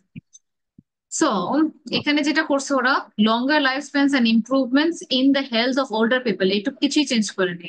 আর সাজেস্টিং, হ্যাঁ, আর সাজেস্টিং, তারা এই সাজেস্ট না বলে তারা জাস্ট ভার্বের ফর্মটাকে চেঞ্জ করে দিছে। suggest that people age এখানে এটা না দিয়ে are suggesting that people over the age of 65 can continue living, এটা যেখানে হচ্ছে suggest ছিল আর live ছিল ওই জায়গায় তারা জাস্ট ভার্বের ফর্মটা চেঞ্জ করে দিচ্ছে। ঠিক আছে, তো এখানে কি করলো, যে longer lifespans and improvement in the health of older people are suggesting that people over the age of 65 uh, can continue living full and active lives। তার মানে হচ্ছে এই যে লিভিংটাও চেঞ্জ করলো আর সাজেস্টটাকে আর সাজেস্টিং, এইভাবে আপনার প্যারাফ্রেজিং করতে পারেন ভার্বের ফর্মটা চেঞ্জ করে, এক জায়গায় চেঞ্জ করলে যেন পুরো সেন্টেন্স আপনি চেঞ্জ করেন। এটা কি বুঝতে পারছেন কিভাবে? জি ma'am. Okay, this is another method. এই প্রত্যেকটা কিন্তু মেথড, ইটস নট লাইক মানে আপনাকে এত কিছু মনে রাখতে হবে, জাস্ট আপনাকে আপনি যেন কিছু আইডিয়া পান যে যেমন আমি ম্যাম কিভাবে আজকে একটা প্যারাফ্রেজিং করবো। বইয়ের মধ্যে দেখছিলাম যে আমরা টাস্ক 1 এর ক্ষেত্রে অনেক সময় ইনক্রিজ ডিক্রিজ এই শব্দগুলো ইউজ করি, যেমন there is increased in percentage of something, এরকম কিছু বোঝানো হয়। তো এখানে আমরা এটাকে আবার চেঞ্জ করে যে ইট স্লাইটলি ইনক্রিজড এরকম বোঝায়, এখানে আবার ওটাকে স্লাইট, দেয়ার ওয়াজ এ স্লাইট না ইনক্রিজড, স্লাইট স্লাইটলি, ইনক্রিজড এরকম বোঝাইতে পারি, মানে এরকম, মানে এটাকে হ্যাঁ হ্যাঁ স্লাইটলি ইনক্রিজড ওটাকে বাদ দিয়ে মানে মানে ফর্মটা ভার্বের মানে ওয়ার্ডের ফর্মটা চেঞ্জ করে আর কি ওটাকে এক্স্যাক্টলি। সেন্টেন্সটাকে আর কি পরিবর্তন করা যায়। হ্যাঁ, তো ভার্বের ফর্ম যদি চেঞ্জ করেন, যে ক্ষেত্রে চেঞ্জ করবেন, মেক শিওর পুরো সেন্টেন্সে যেন চেঞ্জ থাকে, এক জায়গায় চেঞ্জ করলেন আরেক জায়গায় চেঞ্জ করলেন না, তাহলে কিন্তু মিলবে না। তো মেক শিওর ওভাবে যেন চেঞ্জ করেন একটা পুরো সেন্টেন্স। টেন্স তো একই থাকতে হবে। হ্যাঁ, তাহলে হচ্ছে এখন আসতেছি আমরা অ্যাক্টিভ টু প্যাসিভ। বেশিরভাগ ক্ষেত্রে যেহেতু আমরা রিপোর্ট করছি কোন একটা গ্রাফ, চার্ট, ডায়াগ্রাম, এই জন্য আমরা প্যাসিভটা একটু প্রেফার করি, কারণ তাহলে হচ্ছে একটা অবজেক্টিভিটি থাকে যে দেখেন passive voice can help maintain an objective tone which is important by focusing on the data itself rather than the actions। আমরা কেন আমরা হচ্ছে আসলে প্যাসিভ টেন্সটা ইউজ করি, যাতে করে যে করতেছে সেটা না করে আমি যেন অবজেক্টের দিকে করি। যেরকম I eat rice, I eat rice যদি সেন্টেন্সটা হয় the rice is eaten by me, যে খাচ্ছে তার কথা ইম্পর্টেন্স না দিয়ে যে জিনিসটা করা হচ্ছে ওটাই ইম্পর্টেন্ট থাকবে এখানে। হ্যাঁ, যে যদি আমি বলি যে লিয়াকতস লিয়াকতস ইনস্টিটিউট স্টুডেন্টস আর ইনক্রিজিং, তাহলে আমি কি করতেছি, ফোকাস করতেছি লিয়াকতস এর দিকে। আর যদি আমি বলতাম just the students of Liaquat's are being interest, তাহলে স্টুডেন্টের দেখে বেশি একটু ফোকাস করছি, কারণ প্রথম সেন্টেন্সের প্রথমে যেটা থাকে মানুষ কিন্তু ওটাই মাইন্ডে নেয়। তো প্যাসিভের ক্ষেত্রে যেহেতু আমরা কোনো জিনিস একটা রিপোর্ট করতেছি, আমাদের ফর্ম অফ ফোকাসটা যেন ওরকম থাকে, যে করতেছে ডুয়ারটা থেকে যেটা হচ্ছে আমার অবজেক্ট বা যেটা হচ্ছে অ্যাকশন, ওটা যেন প্রথমে থাকে। ঠিক আছে, তাহলে হচ্ছে খুবই নিউট্রাল থাকবে আর আনবায়াস থাকবে, মানে হচ্ছে আপনি জাস্ট পার্সিয়ালিটি দেখাচ্ছেন না, কারণ এখানে দেখাতে পারবেন না, নিজের ওপিনিয়ন দিতে পারবেন। সো যেটা হচ্ছে emphasis on the data. Emphasis যখন বলি মিনস ইম্পর্টেন্স, আমার যে ডেটাটা ইম্পর্টেন্ট, যেখানে মোর স্টুডেন্টস না লেস স্টুডেন্টস ওটাই তো আমার ইম্পর্টেন্ট, তার কোন অর্গানাইজেশনের কি এগুলো কিন্তু ম্যাটার করতেছে না এখন আপাতত এই জায়গাটা। সো এরকমই ডেটার মধ্যেও আমাকে এমফাসিস করতে হবে, ডেটার মধ্যে, নট কার বা কে। Clarity and cohesion. মিস হ্যাঁ, জি মিস বল। এমফাসিস আরটা হচ্ছে এমফাসাইজ, দুটো মধ্যে পার্থক্যটা কি? স্কুলে লেখা। সুবিধা। So emphasis on the data, this means এটা বলতে পারেন হচ্ছে সেম কথাই, emphasis on the data যেটা মিনিং হবে, wait let me explain। emphasis on the data means importance on the data। হ্যাঁ, আর emphasize on the data means মানে give importance to the data। একই কথা, খালি ইম্পর্টেন্ট মানে জাস্ট ফর মিনিংটা same. Miss miss এটা কি অ্যাডজেক্টিভ? কোনটা emphasize emphasize on the data? It's not adjective. I think it's a verb. এই জায়গাটাতে it's a verb. Emphasize, emphasized, and emphasized. So it's a R verb. আচ্ছা, আর এখানে emphasis এটা হচ্ছে কি নাউন মনে হচ্ছে নাকি? হ্যাঁ, যদি emphasize হয় মিনিংটা সেম। মিনিংটা সেম। Okay, বুঝতে পারছি। right. Just হচ্ছে way of using it is different. তো এটা একটা কথা। দেন হচ্ছে প্যাসিভ দিলে না আমাদের ওখানে একটা ক্ল্যারিটি আসবে। So try to use active forms instead of the active forms. তারপরে হচ্ছে এই যে আমাদের যে একটা গ্রামাটিক্যালের যে একটা ইয়া থাকে, রুল থাকে যে আমার জন্য হচ্ছে কি বলে কম্বাইন্ড সেন্টেন্স থাকে, রেঞ্জ অফ গ্রামার। হ্যাঁ, তার মানে আমি যদি প্যাসিভটা ইউজ করি, এটা আমি বুঝাচ্ছি যে আমি অ্যাক্টিভটাও পারি প্যাসিভটাও পারি, তার একটা ইয়া পাবে যে হ্যাঁ this person has a variety of grammar knowledge. তো তখন কিন্তু মাস্টার একটু try to use passive. So এটার জন্য আপনারা নিজেরাই প্র্যাকটিস করতে পারেন, try to go through the ভয়েসের যে চ্যাপ্টার থাকে গো থ্রু। আচ্ছা, ওকে। আচ্ছা, এটা একটু দেখতে হবে যে only verbs with an object can be turn into passive. সবকিছুকে যদি আপনি প্যাসিভ করে ফেলেন তাহলে কিন্তু হবে না। যে সকল সেন্টেন্স গুলোতে ভার্ব আছে আর একটা অবজেক্ট আছে সেগুলো কিন্তু আমরা প্যাসিভ করতে পারবো। ওকে, যেরকম the property developers invested $20 million in the development of the shopping center. তো এখানে কি ভার্ব এন্ড অবজেক্ট দুটোই আছে?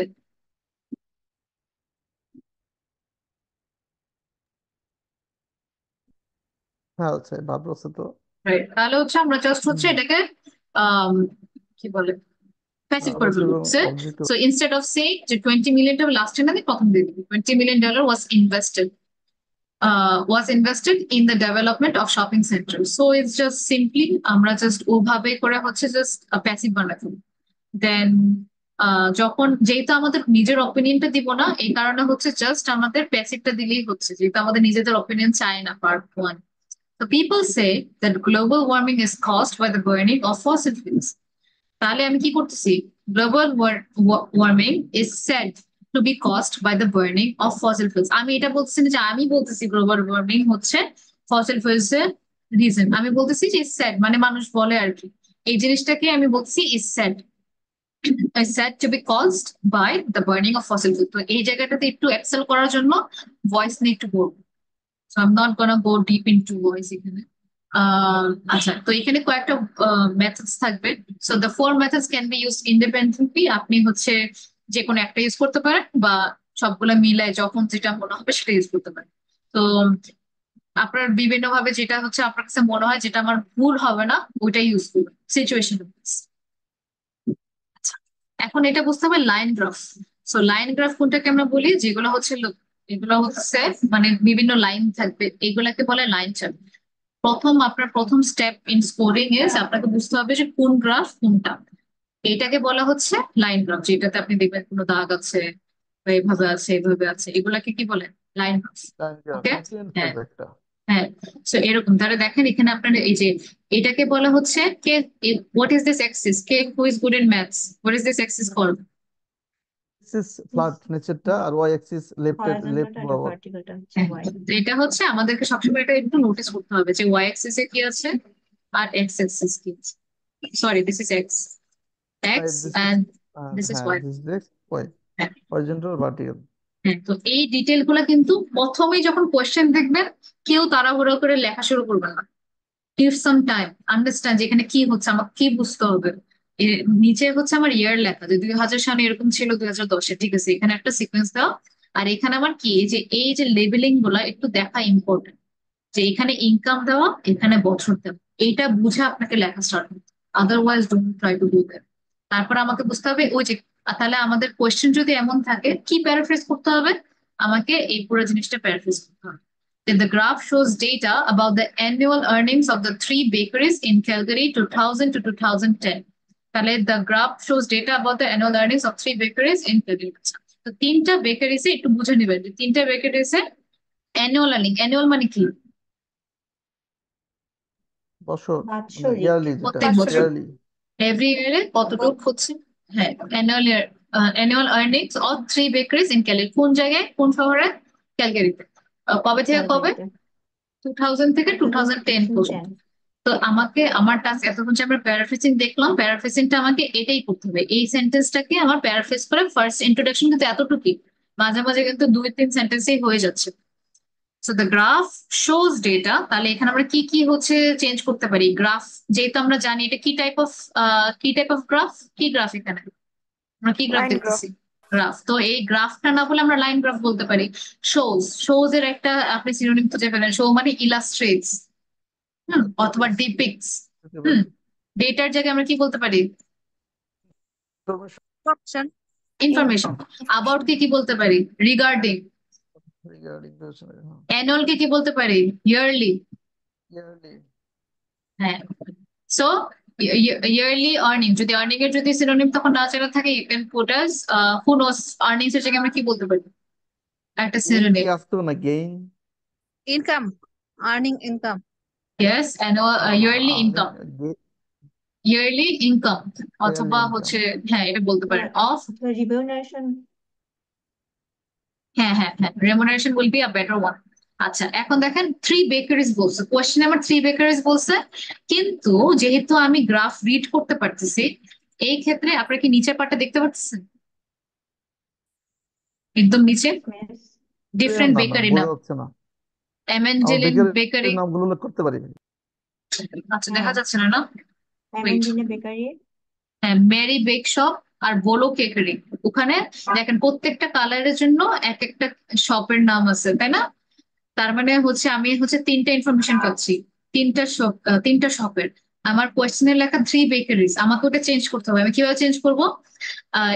ইনকাম অফ এমেঞ্জেলাইট bakery, Mary bake shop and Bolo bakery. তো আমি তখন আর 3 বেকারিজ বলবো না, ইনস্টেড আমি এই নামগুলো বলে দেবো। বুঝতে পারছেন? এটা শুধুমাত্র যদি 3টা ইনফরমেশন থাকে, এর থেকে বেশি ধরেন 7-8টা থাকলে তখন আর বলা দরকার নেই, এতগুলো বলা যাবে না। তখন আমি এটাকে যেহেতু আমি সিনোনিম করতে চাচ্ছি, এই জন্য আমি কি বলবো? Income of Amandine bakery, Mary bake shop and Bolo bakery. বুঝতে পারছেন কথাটা? আমি 3 বেকারিজ কে কিভাবে প্যারাফ্রেজ করলাম? Yes yes miss. ম্যাম। এখানে ডিফারেন্ট দেওয়া যাবে না ম্যাডাম? কি বলা যাবে না? ডিফারেন্ট দেওয়া যাবে না, ডিফারেন্ট বেকারিজ ইন ক্যালগারি বলা যাবে, বা কিন্তু হ্যাঁ পসিবল, কিন্তু আপনি সবসময় চিন্তা করবেন যে আমি এমন ভাবে আমার রিপোর্টটা লিখবো যাতে করে মানুষটার আর ডায়াগ্রামে ব্যাক না যেত। যদি আমি এখন এই যে 3টা বেকারি শপটার নাম বলে দিই, তাহলে কিন্তু মানুষ আরো ক্লিয়ার হয়ে যাবে যে কিসের ব্যাপারে কথা বলছি। তাহলে ওই ক্ষেত্রে যেহেতু আপনি হচ্ছে এক্সামিনারের জন্য লাইফ ইজি করে দিচ্ছেন, আপনি কিন্তু ট্যাগটা একটু প্লাস পয়েন্টে থাকবে, ইন্ট্রোডাকশন দিয়ে কিন্তু মানুষটা আপনাকে জাজ করে ফেলবে যে আপনার লেখাটা কেমন। ওকে, আচ্ছা সো মিস, একটা কোশ্চেন ছিল। এটা এটা যদি বলে প্যাসিভ ভয়েস ডিসক্রাইবিং করি ম্যাডাম তাহলে হবে না? হ্যাঁ হবে। Describing a line graph. Miss আমাদেরকে এরকম হচ্ছে আসতে পারে, জাস্ট একটা গ্রাফ থাকবে আর আমাদেরকে নিচে ডিসক্রাইব করতে হবে, এরকমই আসবে, মানে লাইক এরকম আসতে পারে এক্সামে? কেমন মানে জাস্ট বুঝিনি? এতটুকুই। মানে হচ্ছে আপনি যে বললেন এখানে ডিসক্রাইবিং এ লাইন গ্রাফ, মানে এটা আমাদেরকে লিখতে হবে হুম গ্রাফে কি কি দেখতে পাচ্ছি না দেখতে পাচ্ছি। হুম তো হুম। মানে এটা হচ্ছে যে কেন লিখতে হবে? এটা কি কোনো প্যারাগ্রাফ লিখতে হবে, মানে কি ও, আমাদের আমরা আপনি কি আপনি বুঝবো এটা থেকে? আপনি ক্লাসের প্রথম পার্টটুকু মিস করছেন মনে হয়, কারণ হচ্ছে বুঝতেছি।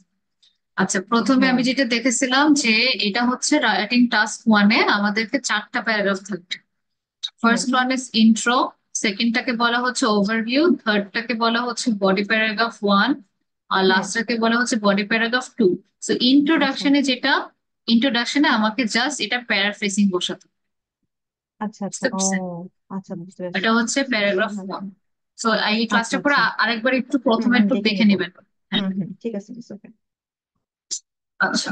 সো এটা হচ্ছে মেন, ঠিক আছে? আপনারা বুঝতে পারছেন না যে আমি 3 বেকারিজ না বলে কি বললাম, এই যে বেকারির নামগুলো দিয়ে দিচ্ছি জাস্ট বিকজ 3টা। এখন যদি 7-8টা থাকে, 7-8টা লেখা যাবে না, এতগুলো টাইম ওয়েস্ট করা যাবে না, জাস্ট বিকজ 3টা এই জন্য দিচ্ছি। ঠিক আছে, ইন ক্যালগারি। তারপরে এই 2000 থেকে 2010 কে আমি কি বলতে পারি?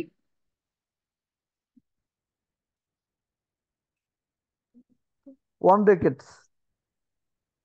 Yes, for a in a Calgary for a decade Decades.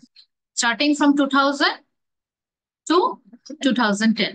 বুঝতে পারছেন? তাহলে স্টার্টিং, তাহলে আমি ওটাও বলে দিলাম, তাহলে মানুষের আবার কোয়েশ্চেন দেখা লাগলো না। তাহলে আমি বললাম for a decade, for a decade is a very good paraphrasing. 10 বছরে যেহেতু আমাদের একটা ডেকেড হয়, এজন্য আমরা কি লিখলাম? ডেকেড বললাম। তো উনি হচ্ছে এটাকে প্যারাফ্রেজ করছে। যত মিস ক্রিয়েটিভ হবেন। ডেকেটটা 12 বছরে হয়?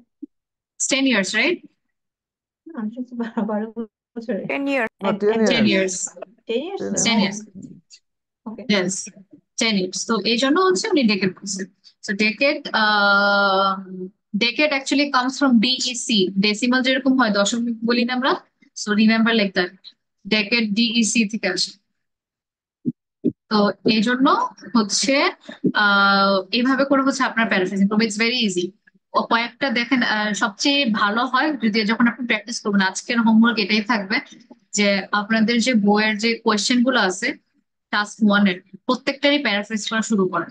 হ্যাঁ, প্রত্যেকটারই একটু হেল্প হতে পারে যে অনলাইনে ব্যান্ড 9-এর প্যারাফ্রেসিং গুলো, না 9 একটু হার্ড হয়ে যাবে এখন, 7.5, 7.5 এর যেটা আছে, 7.5 এর যে ইন্ট্রো গুলা একটু দেখে নেবেন যে কিভাবে কোয়েশ্চেন এরকম থাকলে কিভাবে প্যারাফ্রেসিং করছে।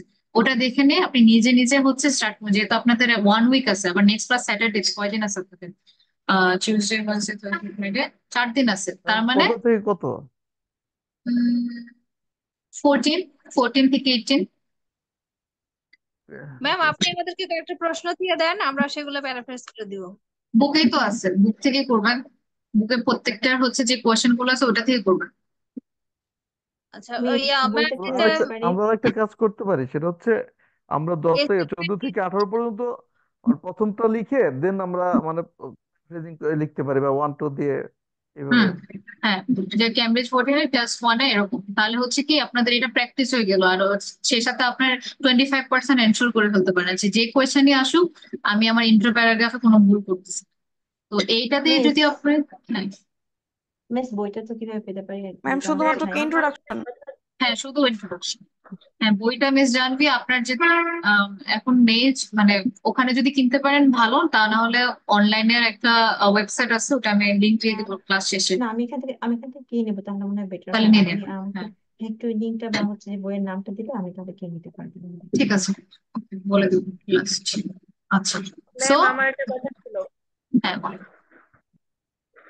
আপনি যে হচ্ছে ফার্স্টে পড়েছেন ইন্ট্রো, ওভারভিউ, বডি হুম, পার্ট 1, হুম। আমি হচ্ছে পুরো কোশ্চেনের মধ্যে একটু আমাকে ডিফাইন করে দিবেন কোনটা ইন্ট্রো, কোনটা ওভারভিউ, কোনটা বডি পার্ট 1, তাহলে হচ্ছে আমার মতো বিগিনারের জন্য বোঝাতে ইজি হবে।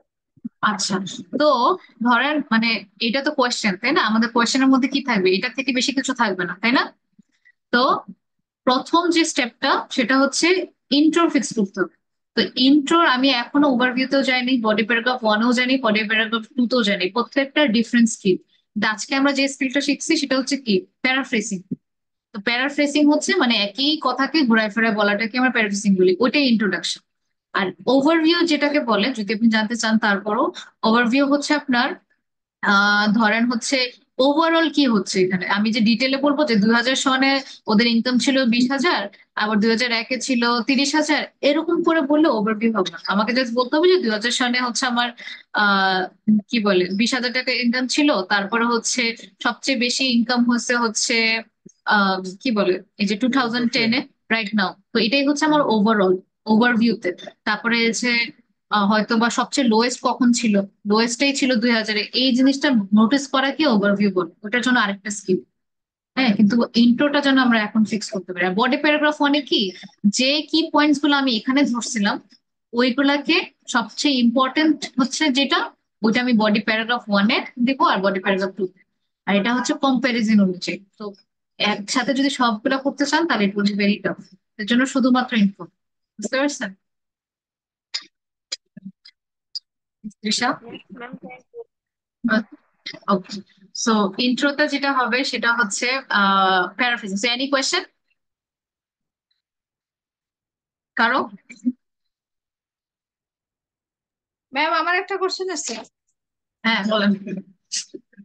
ম্যাম এখানকার প্যারাফ্রেজিং আর এসে প্যারাফ্রেজিং একই না, এসে রাইটিং এর? অলমোস্ট, একটু ডিফারেন্ট, অল্প একটু। না কিন্তু এখানে এই, তো আপনার থাকবে, পাই চার্ট থাকবে, এসেই থাকবে, কিন্তু ওইখানে ওগুলো থাকবে না, ওইখানে অন্য অন্য থাকবে, ওইটাই প্যারাফ্রেজ করে দিতে হবে আর কি, একই টাইপেরই তো প্যারাফ্রেজ। হ্যাঁ হ্যাঁ একই টাইপের। একবার যদি স্কিল হয়ে যায় তাহলে প্যারাগ্রাফ, যখন আমরা হচ্ছে টাস্ক 2-তে যাবো ইজি হয়ে যাবে, তখন ওটার সাথে একটু কিছু অ্যাড করতে হবে। ঠিক ও আছে, একই স্কিলটা একই, তখন বুঝে যাবেন আর ইজি। তাহলে হচ্ছে বুঝতে পারছেন কি দিলাম আমি, ক্যামব্রিজ বুক, আইএলটিএস ক্যামব্রিজ বুকের কথা থেকে 14 থেকে শুধুমাত্র ইন্ট্রো, এত কিছু যাওয়া দরকার নেই। এটা আমি আস্তে আস্তে শিখাবো, ওভারভিউ কি, বডি প্যারাগ্রাফ 1 কি, বডি প্যারাগ্রাফ 2 কি, যে যত টাইপের আছে, যত টাইপের হচ্ছে আপনার কি বলে কোয়েশ্চেন আছে, সবসময় লাইন গ্রাফ থাকবে না, মাঝে মাঝে পাই চার্ট থাকবে, অন্যান্য থাকবে, সবগুলোতে যেন আপনি এটা ইউজ করতে পারেন। আচ্ছা, আমার একটু দেখা লাগছে পরে। তারপরে এই যে বার গ্রাফ, দেখেন বার গ্রাফ গুলো কেমন, এই যে একটু দেখে নি, লাইন গ্রাফ তো এটা দেখলাম, বার গ্রাফ গুলো এমন, একটু ডায়াগ্রাম গুলো দেখে নিন কোনটাকে বার গ্রাফ বলে, কারণ দেখেন কোয়েশ্চেনের মধ্যে কিন্তু বলে দেয় না যে কোনটা কি চার্ট, আপনার নিজে বুঝতে হবে যে কোনটা কি চার্ট। এখানে আপনি বার দিলে কিন্তু আপনি মার্কস পাবেন না। এখানে যদি আপনি যেহেতু আমার কোয়েশ্চেনে কি লেখা চার্ট, আমাকে তাহলে বের করতে হবে এটা কি টাইপ অফ চার্ট, এটাকে বলা হচ্ছে বার গ্রাফ বা বার চার্ট। তো এই শোজ এর কথাটা যেন আপনি সিনোনিম জানেন। তারপরে অ্যাভারেজ, আচ্ছা অ্যাভারেজের সিনোনিম কে জানেন? মিডিয়াম বলা যেতে পারে না, কি বলা যায়?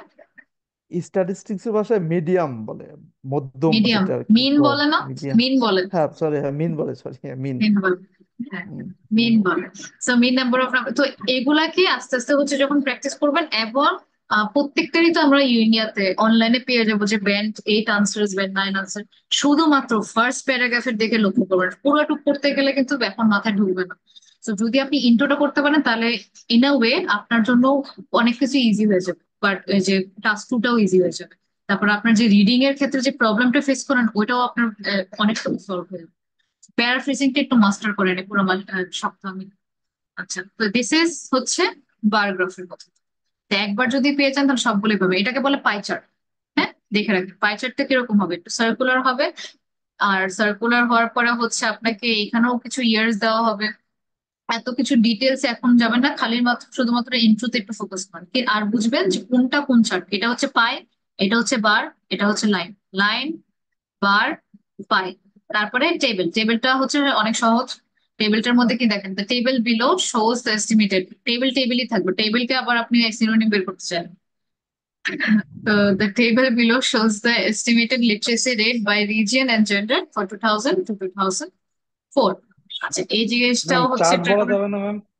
হ্যাঁ, the table chart, table chart হবে। প্যাটার্ন না, টেবিল দরকার টেবিলে নেই, টেবিল টেবিলের সিনোনিম হিসেবে আমরা অ্যারো ইউজ করতে পারি, arrow, A double R A Y, arrow বলতে বলা যায় পারেন, টেবিল কি আমার সাথে। কিন্তু সিন্স মানে এটা তো টেবিল রাখলে কোনো সমস্যা নেই, একটু কাটিও মার্কস। ঠিক আছে, তো এটা রেখেন। নেক্সটটা হচ্ছে আপনার ম্যাপ। তো আজকে আপনাদের মেইন কাজ হতেছে, কারণ ইটস রাইটিং পোর্শনে কিন্তু স্কোর করা ফার্স্ট অফ অল টপ। কেউ এটা বুঝতে হবে যে রাইটিং এ কখনোই কেউ 9 পায় না। লাইক টেকনিক্যালি স্পিকিং আমরা যখন পরীক্ষা দিতাম, ইংলিশে কেউ হচ্ছে 100 পাওয়া ইজ ইম্পসিবল, 99 ছিল হায়েস্ট। হ্যাঁ, তো এই জন্য হতেছে আপনাকে ওভাবে প্রিপেয়ার করতে হবে যে আমাকে আগে বুঝতে হবে যে কোনটা কিরকম। তো ডায়াগ্রামটা কি, যেমন এটা টেবিল, এটা কি, ঠিক বলেন কি বলতেছেন? ম্যাপ হচ্ছে একটা হুম, এটা হচ্ছে কি প্রসেস, ম্যাপ। হ্যাঁ, এটা ম্যাপ। হ্যাঁ। সো ম্যাপটার মধ্যে হচ্ছে দেখেন এটার কোয়েশ্চেন কিন্তু খুবই small. The maps below show changes in the city of Nelson in recent times, এটা কি আপনার হচ্ছে প্যারাফ্রেজ করতে হবে। Very very very very simple. So এইগুলাকে বলা হচ্ছে, নেক্সট হতেছে এগুলাকে বলা হচ্ছে আপনার প্রসেস অথবা ডায়াগ্রাম। যে ওটা বলে দেবে এটা প্রসেস না ডায়াগ্রাম, এখানে দেখেন লেখা আছে দ্য ডায়াগ্রাম বিলো। এই এটা ডায়াগ্রামকে প্রসেস। আমরা ইলাস্ট্রেশন বলতে পারি। হ্যাঁ, এটা হ্যাঁ প্রসেস বলতে পারেন, এটা ডাজন্ট ম্যাটার, কারণ প্রসেস এটা বিলো। আবার আগের অবস্থায় ফিরে আসবে আস্তে আস্তে, এরকম হ্যাঁ, আর কি, হ্যাঁ এটাকে কয়েক সাইক্লিক ধরনের আছে, সার্কুলার বলে। হ্যাঁ, তো সার্কুলার। হচ্ছে, তো এই জিনিসগুলো হচ্ছে ট্রাই করবেন যে আমি কিভাবে। তারপরে হচ্ছে হ্যাঁ আরেকটা হচ্ছে কম্বাইন্ড, এটার মধ্যে আপনার কি কি আছে এখানে বলেন তো আমাকে, দুইটা ডায়াগ্রাম কিসের? এটা পাই চার্ট আর নিচেটা হচ্ছে টেবিল। হ্যাঁ, নিচেটা সো দেখা যাচ্ছে না? এটা দেখা যাচ্ছে না, এই তো টেবিলই তো, হ্যাঁ টেবিল, হ্যাঁ হ্যাঁ টেবিল। টেবিল। হ্যাঁ, তো ডায়াগ্রামস এখানে দেখেন কোয়েশ্চেনে ডায়াগ্রামস লেখা, তাহলে আমাকে কি বলতে হবে যে the pie chart and the table firstly এখানে ডিপিক্টস। হুম, হ্যাঁ, এইভাবে করে হচ্ছে যেখানে আবার। যেখানে হ্যাঁ, পাই চার্ট শো করছে এটা, আর হোয়ারাস টেবিল শো করছে তার এই জিনিসগুলো, এটা এগুলোই আসলে। হ্যাঁ এইটুকুই। আমার কিন্তু পার্ট মানে যে ফার্স্ট প্যারাগ্রাফটা খুবই সিম্পল, কিন্তু ওই সিম্পলের মধ্যে 25% মার্ক আপনি পাচ্ছেন, তাহলে মেক শিওর ইট কাউন্টস। যে ফার্স্ট, অনেকে আমি দেখি যে ফার্স্টে তাই ভুল করে যায়, কারণ ফার্স্টে হচ্ছে ইজিয়েস্ট। একবার যদি ফার্স্টে ঠিক করে ফেলতে পারেন তাহলে কিন্তু সেকেন্ডটা ঠিক করা একদমই সহজ। আচ্ছা, এখানে হচ্ছে what's the time right now? আচ্ছা, we don't have much time but I will see. So আমাকে এখানে কি দেখতে হবে, যখনই আমার একটা গ্রাফ থাকবে সামনে, সেখানে আমাকে হাইয়েস্ট এন্ড লোয়েস্ট পয়েন্ট দেখতে হবে প্রত্যেকটা গ্রাফে। ওভারঅল ট্রেন্ডটা কি, সিগনিফিকেন্ট চেঞ্জেস গুলো কি, এখানে হাইয়েস্ট আর লোয়েস্ট পয়েন্ট কত, এরকম এম&এন বেকারি, এখানে আমি যদি দেখি এই যে 2000 সন থেকে 2005, এগুলোকে কি বলে, একই ছিল, একই কি বলে ইন গ্রাফিক্যাল টার্মস, এটাকে বলে কনস্ট্যান্ট। রিমেন রিমেন আনসেন মানে হ্যাঁ, কনস্ট্যান্ট, আনচেঞ্জ, কনস্ট্যান্ট আনচেঞ্জ। বা রিমেইনস রিমেন আনচেঞ্জ। স্টেবল। হ্যাঁ, স্টেবল, এইসব কথা অনেকে যারা বুঝতেছেন না, এটা জাস্ট ইটস অ্যাবাউট কিন্তু প্র্যাকটিস, আর এটা একটা লিস্ট আছে, আমি দিয়ে দিব। হ্যাঁ, একটা জিনিস হচ্ছে, মোস্ট ইন্টারেস্টিংলি দুইটা কিন্তু এক জায়গায় মিলে গেছে, মানে তো একটা মিলে নিচের দিকে ডাউনফল করছে, এটা উপর দিকে উঠে গেছে আর কি। এক্স্যাক্টলি। তো এই ট্রেন্ড গুলো বুঝতে হবে যে একটা হচ্ছে কি হচ্ছে, আম, এক জায়গায় ইন্টারসেক্ট করছে, যে এই বছরে দুইটারই হচ্ছে ইনকাম সেম ছিল। সেম কোনটা? ছিল। 2006 কার কার এই সবুজটা কি, এই যে এম&এন বেকারি এন্ড, আর ব্লুটা কি, মারি হচ্ছে বেকার শপ, তাহলে এই মারি বেকার দুজনে শপ। যেহেতু এটা ক্রস করছে, মানে এই বছরে তাদের ইনকাম সেম ছিল। তাহলে গ্রাফ করতে পারা জানা লাগবে। Who is bad in maths, কে কে ব্যাড ম্যাথস, মানে তেমন ভালো না? Everyone is good, okay, great. তারপর ম্যাম হচ্ছে, আমি না অনেক খারাপ।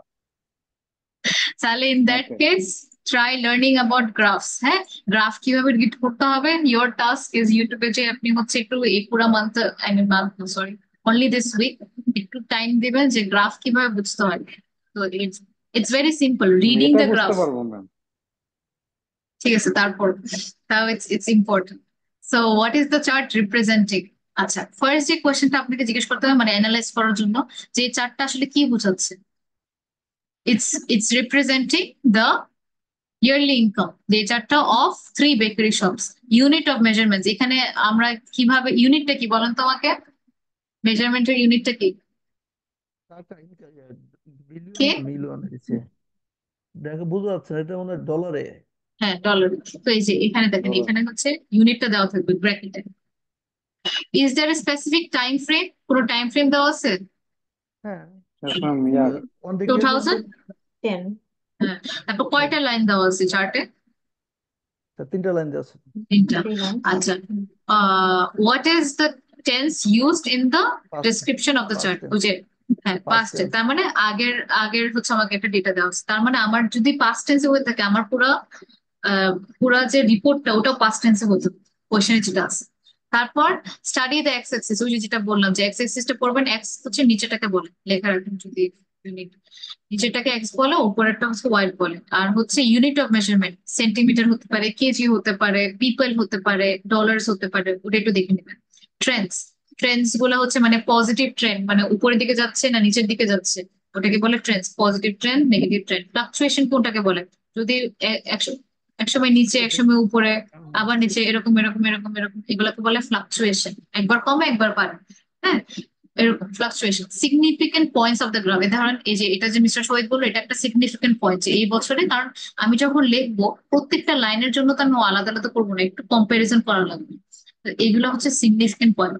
হ্যাঁ, জাস্ট একটু অ্যানালাইজ করেন আজকে, এত মানে এসেটা কিভাবে লিখবো এটা পরে, আগে যেন আপনি গ্রাফ বুঝেন, এটা নেই। ঠিক আছে, তো সিগনিফিকেন্ট পয়েন্ট গুলো একটু দেখে নেবেন।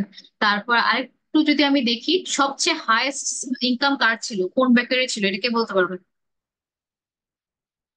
তো ম্যাম প্রথম দেখে ইয়েটা, সরি যে আহ, দ্বিতীয়টা, এমানজিনা বেকারি। অ্যামেন্ডেন বেকারি, মানে গ্রিনটা বলবেন, হ্যাঁ, গ্রিন গ্রিনটা, বেকারিটা। হ্যাঁ গোলটা। হ্যাঁ, গ্রিন ওটা তো বেকারিটা। 1 লাখ ট্রেন্ডস কাছে মানে ছিল কি মনে বলে? হয়। কোনটা? 15 lakh. Trends, TRENDS, Trends Trends. মানে, ট্রেন্ডস মানে এই যে পজিটিভ যাচ্ছে, মানে ইনকাম কি বাড়তেছে নাকি কমের দিকে যাচ্ছে, মানে প্রথমে হয়তো ইনকাম এটা হচ্ছে। এটা ফ্লাকচুয়েশন, আর ফ্লাকচুয়েশন। ফ্লাকচুয়েশন হচ্ছে যদি বাড়ে ফ্লাকচুয়েশন কমে মানে বাড়ে হচ্ছে কমে বাড়ে কমে, 50 এরকম। আচ্ছা 50, আচ্ছা মানে কমা বেশি। হ্যাঁ, আচ্ছা, আর পজিটিভ ট্রেন্ড ট্রেন্ড মানে মানে, হচ্ছে একই দিকে হ্যাঁ, যাচ্ছে। জি। বা কোন দিকে, পজিটিভে যাচ্ছে হুম। না নেগেটিভ যাচ্ছে, কমতেছে না বাড়ছে।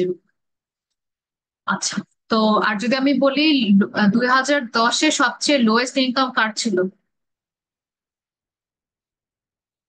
এই যে একদম নিচে ইয়েলোটা, কারটা? ইয়েলো এটা দেখা যাচ্ছে না, না, ইয়েলো ব্লু ম্যাম। নিচেরটা একদম নিচে যেটা আছে ব্লুটা তো 2010, মারি সরি সরি বেস্ট। ব্লু, 2010 ইয়েটা বলছি। ফার্স্টেরটা, 2010-এর, হ্যাঁ আচ্ছা, আরেকটা জিনিস যদি ম্যারিড। আমি, ব্লুটা, হুম, আচ্ছা, এখন আমাকে ব্লুটা বলেন তো, ব্লুটা ব্লুটা কি নেগেটিভ ট্রেন্ড না positive trend? Negative negative definitely ব্লুটা positive negative negative tense, sense. Negative বুঝেছি। আর গ্রিনটা হচ্ছে হচ্ছে পজিটিভ। গ্রিনটার পজিটিভ নেগেটিভ, ইয়েস, তাহলে গ্রিন আর ইয়েলো হচ্ছে দুইটা positive, positive positive positive tense. দুটারই ইনক্রিজ। আর হচ্ছে ব্লুটা হচ্ছে ডিক্রিজ। এই যে এই জিনিসগুলো আমার বুঝতে হবে, আর এর থেকে বেশি কিছু না। হ্যাঁ, আর হচ্ছে যদি আমি দেখি আরেকটা ইম্পর্টেন্ট হচ্ছে ওই যে কনস্ট্যান্ট কোনটা ছিল বলেন তো? কনস্ট্যান্ট কনস্ট্যান্ট কনস্ট্যান্ট ছিল হচ্ছে গ্রিন ডায়মন্ড এন্ড বেকারের। যেটা হচ্ছে গ্রিনটা।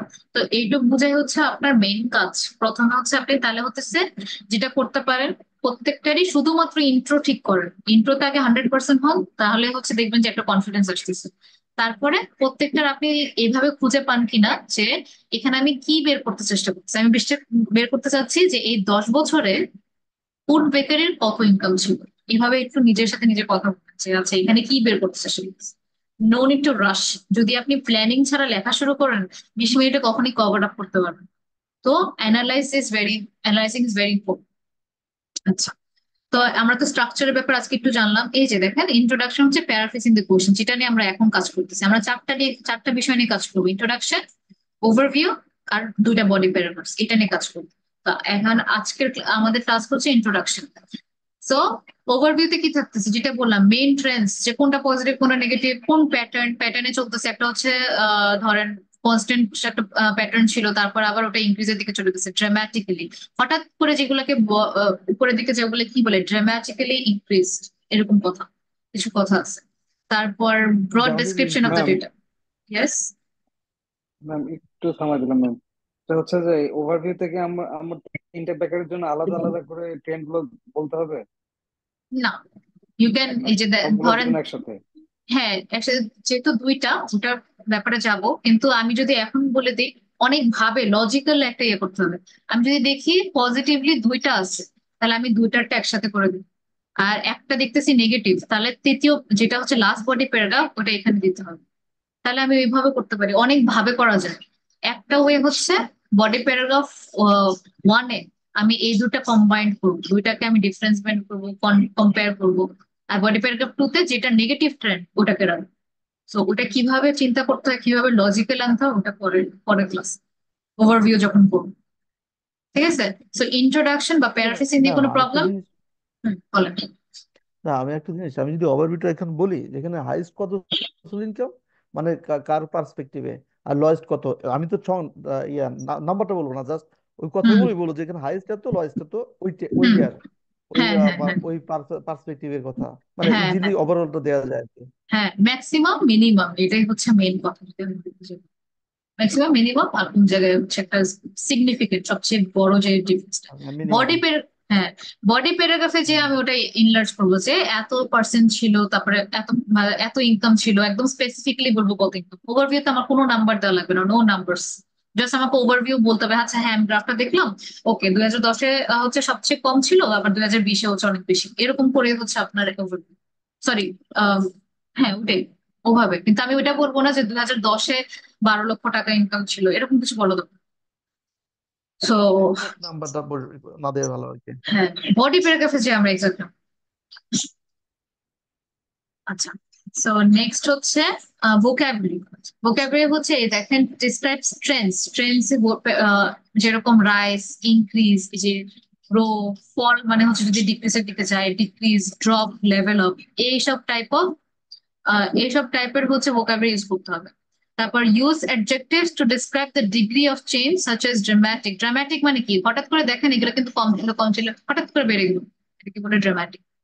তাতে হ্যাঁ যেভাবে বেড়ে যাওয়া কি হঠাৎ হ্যাঁ, আবার হঠাৎ নেমে গেলেও ড্রামাটিক ফল অথবা ড্রামাটিক রাইস, ডাউন। এইসব টাইপ। হ্যাঁ, সিগনিফিকেন্ট খুবই গুরুত্বপূর্ণ একটা যদি চেঞ্জ দেখেন তখন সিগনিফিকেন্ট। মডারেট হালকা ভাবে, বা হচ্ছে মডারেট, হালকা না, হালকার থেকে একটু বেশি। স্লাইট মানে গ্রাজুয়ালি হ্যাঁ, হতে পারে। হ্যাঁ মডারেট থেকে হালকা থেকে একটু বেশি, স্লাইট মানে অল্প গ্রাজুয়ালি। একটু। হুম। তারপর লিঙ্কিং ওয়ার্ডস,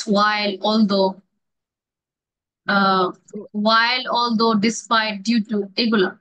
তারপর use the simple present tense to describe general truths on ongoing tense such as the data shows, the graph indicates. হ্যাঁ, যদি আমি হচ্ছে জেনারেল ট্রুথস এর কথা বলি তখন কি হবে আমাদের সিম্পল প্রেজেন্ট। আচ্ছা, এটা নিয়ে এত কনফিউজড হওয়ার কিছু নেই, কারণ যেহেতু হচ্ছে উই উইল ডু কোয়েশ্চেন্স, তখন পুরোটা হচ্ছে বুঝতে হবে। ফর নাও আজকে আপনাদের হেডেক এতটুকুই যে আমি ক্যামব্রিজ 14 থেকে 18 পর্যন্ত যে কোশ্চেন গুলো আছে কোশ্চেন গুলোর আমি আগে প্রত্যেকটা কি গ্রাফ এটা বুঝতেছি কিনা, যে এটা পাই চার্ট, এটা ডায়াগ্রাম নাকি এটা লাইন, এটা বুঝতেছি কিনা, এটা আপনার ফার্স্ট কাজ। সেকেন্ড কাজ হলো আপনাকে আহ একটু একটু দেখবেন যে এই গ্রাফে কি কি ব্যাপারে কথা বলছে, এক্স অ্যাক্সিসে কি আছে, ওয়াই অ্যাক্সিসে কি আছে, এখানে আমার কি বের করতেছে, মানে আমি কিসের ডেটা দেখতেছি এটা বুঝতেছি। থার্ড কাজটা হচ্ছে আমার ইন্ট্রোডাকশন প্যারাগ্রাফটা যেন লিখতে পারি। ইন্ট্রোডাকশনের হচ্ছে কি কোয়েশ্চেনের প্যারাফ্রেজ, এই কয়েকটা কাজ আপনাকে করতে হবে। Is it clear? ক্লিয়ার? কি করতে হবে আপনাদেরকে? I don't hear anything.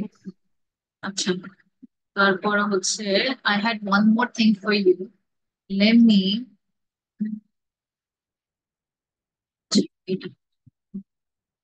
found this one, I think it will help you. Okay, আচ্ছা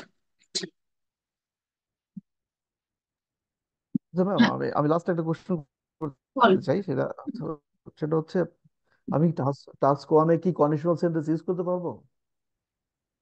হ্যাঁ, হ্যাঁ। এটা হচ্ছে যেহেতু হচ্ছে আপনাকে জাস্ট রিপোর্ট করতে হচ্ছে, কোনো কন্ডিশনাল সেন্টেন্স ইউজ করে। কন্ডিশনাল সেন্টেন্স মানে তো এটাই, ইফ এমন তাহলে ওরকম হবে, তাই না? তাহলে ওটা করা যাবে। জি, ঠিক কিন্তু আছে, এই যে দেখ। আপনার হ্যাঁ যখন ফরকাস্টিং থাকবে, কথা বলেন, ধরেন ফরকাস্টিং বলতে আমাকে লাস্ট মানে 2020 পর্যন্ত দিছে, 2030 পর্যন্ত প্রিডিক্ট করতে বলছে যে এত হতে পারে, সেক্ষেত্রে কি পারবো না আমি? সিচুয়েশনাল ওয়াইজ এরকম ওটা যদি কোনো গ্রাফ থাকে। ওটা আমাকে একটা এক্সাম্পল দেখান, আমি ওই অনুযায়ী বলে দেবো। নেক্সট ক্লাসে স্ক্রিন না শেয়ার আমি করবো, একটা গ্রাফ আমার, আচ্ছা ঠিক আছে, তাহলে হচ্ছে বলতে পারবো। আচ্ছা ঠিক আছে, আচ্ছা। ম্যাম ফর রিডিং নাও আচ্ছা মক আচ্ছা আচ্ছা। আরেকটা নেওয়ার কথা ছিল, ওটা কি আপাতত কোনটা? নেওয়ার? রিডিং মক বলছিলেন আরেকটা নিবেন। হ্যাঁ, ওটা আমি কালকে পোস্ট করে দিব, তাহলে ক্লাসরুমে পেয়ে যাবেন। হ্যাঁ, কালকে দিয়ে দিব, তাহলে আচ্ছা আপনারা হচ্ছে বাসায় করে, যেহেতু বাসায় করবেন, হ্যাঁ, এন্ড ট্রাই টু আনসার দেখবেন না, জাস্ট সাবমিট করে দিন বা পরে একদম, সো ইটস ইওর লস যদি দেখেন। আচ্ছা, এটা দেখেন, এই ফাইলটা আমি আপনাদেরকে দিয়ে দিব। এই যে introductory words, the given bar graph বা পিকচার, আমি বলতে পারি the given bar graph compares, shows এর জায়গায় আমি কম্পেয়ার্স বলতে পারি।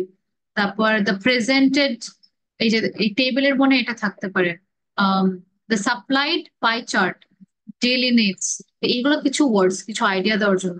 বা দ্য গিভেন গ্রাফ বা bar graph illustrates, the presented map gives data on. এইভাবে করে কিন্তু আপনি আপনার যে ইন্ট্রোডাকশনের যে শুরুটা, এটা একটু ইউজ করতে পারেন, if you think it's easy. আর হচ্ছে ওভারভিউর জন্য পরেগুলো একটু দেখেন, যে এজ এ জেনারেল ট্রেন্ড, ওটা পরে দেখা যাবে। আরেকটা কি জিনিস ছিল, এই যে এই কথাগুলো ইনক্রিজের জন্য, যখন ইনক্রিজ হচ্ছে আমি কি বলতে পারি, মুভ আপওয়ার্ড, ট্রিপলড, আপসার্জড। আর যখন হতেছে আমি দেখবো যে ফাস্ট বা প্লামেট, প্লামেট কথাটা পাবেন আপনি। তারপর নিউট্রাল থাকলে হচ্ছে কি হবে তখন, আর কনস্ট্যান্ট, এইসব কিছু এই দেখেন যখন চেঞ্জ নাই, তখন আমি কি বলবো, রিমেইন স্টেবল, রিমেইন কনস্ট্যান্ট, তারপর remain study, remains the same, এটা যদি কোনো চেঞ্জ না থাকে। আর হচ্ছে ওই যে আপস এন্ড ডাউনস, যখন উপর নিচ হবে, ফ্লাকচুয়েট একটা কথা। তারপর চেঞ্জ ইন্টারমিটেন্টলি, চেঞ্জ স্পোরাডিক্যালি, তারপর ইররেগুলারলি, এইসব কথা ইউজ করতে পারেন। লোয়েস্ট পয়েন্ট যেটাকে বলি, আমরা কিন্তু বলি যে 2010-এ এই বেকারির হিট দ্য রক বটম, মানে সবচেয়ে লোয়েস্ট পয়েন্ট তখন। আমি লোয়েস্ট পয়েন্ট না বলে তখন আমি বলতে পারি hit rock bottom, touches the lowest point. The bottommost point of this graph was blah blah blah. Highest point হচ্ছে the peak. Peak হচ্ছে highest point. অনেক সময় আপনি কিছু গ্রাফ দেখবেন এমন যে এই যে এরকম যদি থাকে, হ্যাঁ, তাহলে হচ্ছে কি এটা হচ্ছে হাইয়েস্ট পয়েন্ট ছিল এখানে, বা হচ্ছে এটার হাইয়েস্ট পয়েন্ট এরকম। বা হচ্ছে যদি আমি একটা বার চার্ট দেখি, বার চার্ট আর গুলো সব ছোট ছোট ছোট ছোট, এটা হচ্ছে আমার হাইয়েস্ট পয়েন্ট যদি থাকে, তাহলে হিট দ্য পিক। এরকম কথাগুলো আপনি এই ফাইলটা তো এই জন্য। আচ্ছা, তারপর হচ্ছে অ্যাপ্রক্সিমেশন, হোয়াট ইজ অ্যাপ্রক্সিমেশন? কাছাকাছি, রাউন্ড হুম, যে হতে ধরেন পারে, হচ্ছে কিছু রাফলি গ্রাফে, হতে পারে, অ্যারাউন্ড হতে পারে। হ্যাঁ, কিছু গ্রাফে দেখবেন যে নাম্বারটা ওটা এক্সাক্ট না, একটু উপরে বা একটু নিচে, ওগুলা কিন্তু অ্যাপ্রক্সিমেটলি আমাকে বলতে হবে। কারণ আমরা কি বলতে হবে, অলমোস্ট, অ্যাপ্রক্সিমেটলি, এই কথাগুলো ইউজ করতে হবে, আমি এক্সাক্ট কিছু বলতে পারবো না। ওইগুলো যেন আপনি একটু দেখে নেন। আর আম, আরেকটা জিনিস ছিল, give me some time.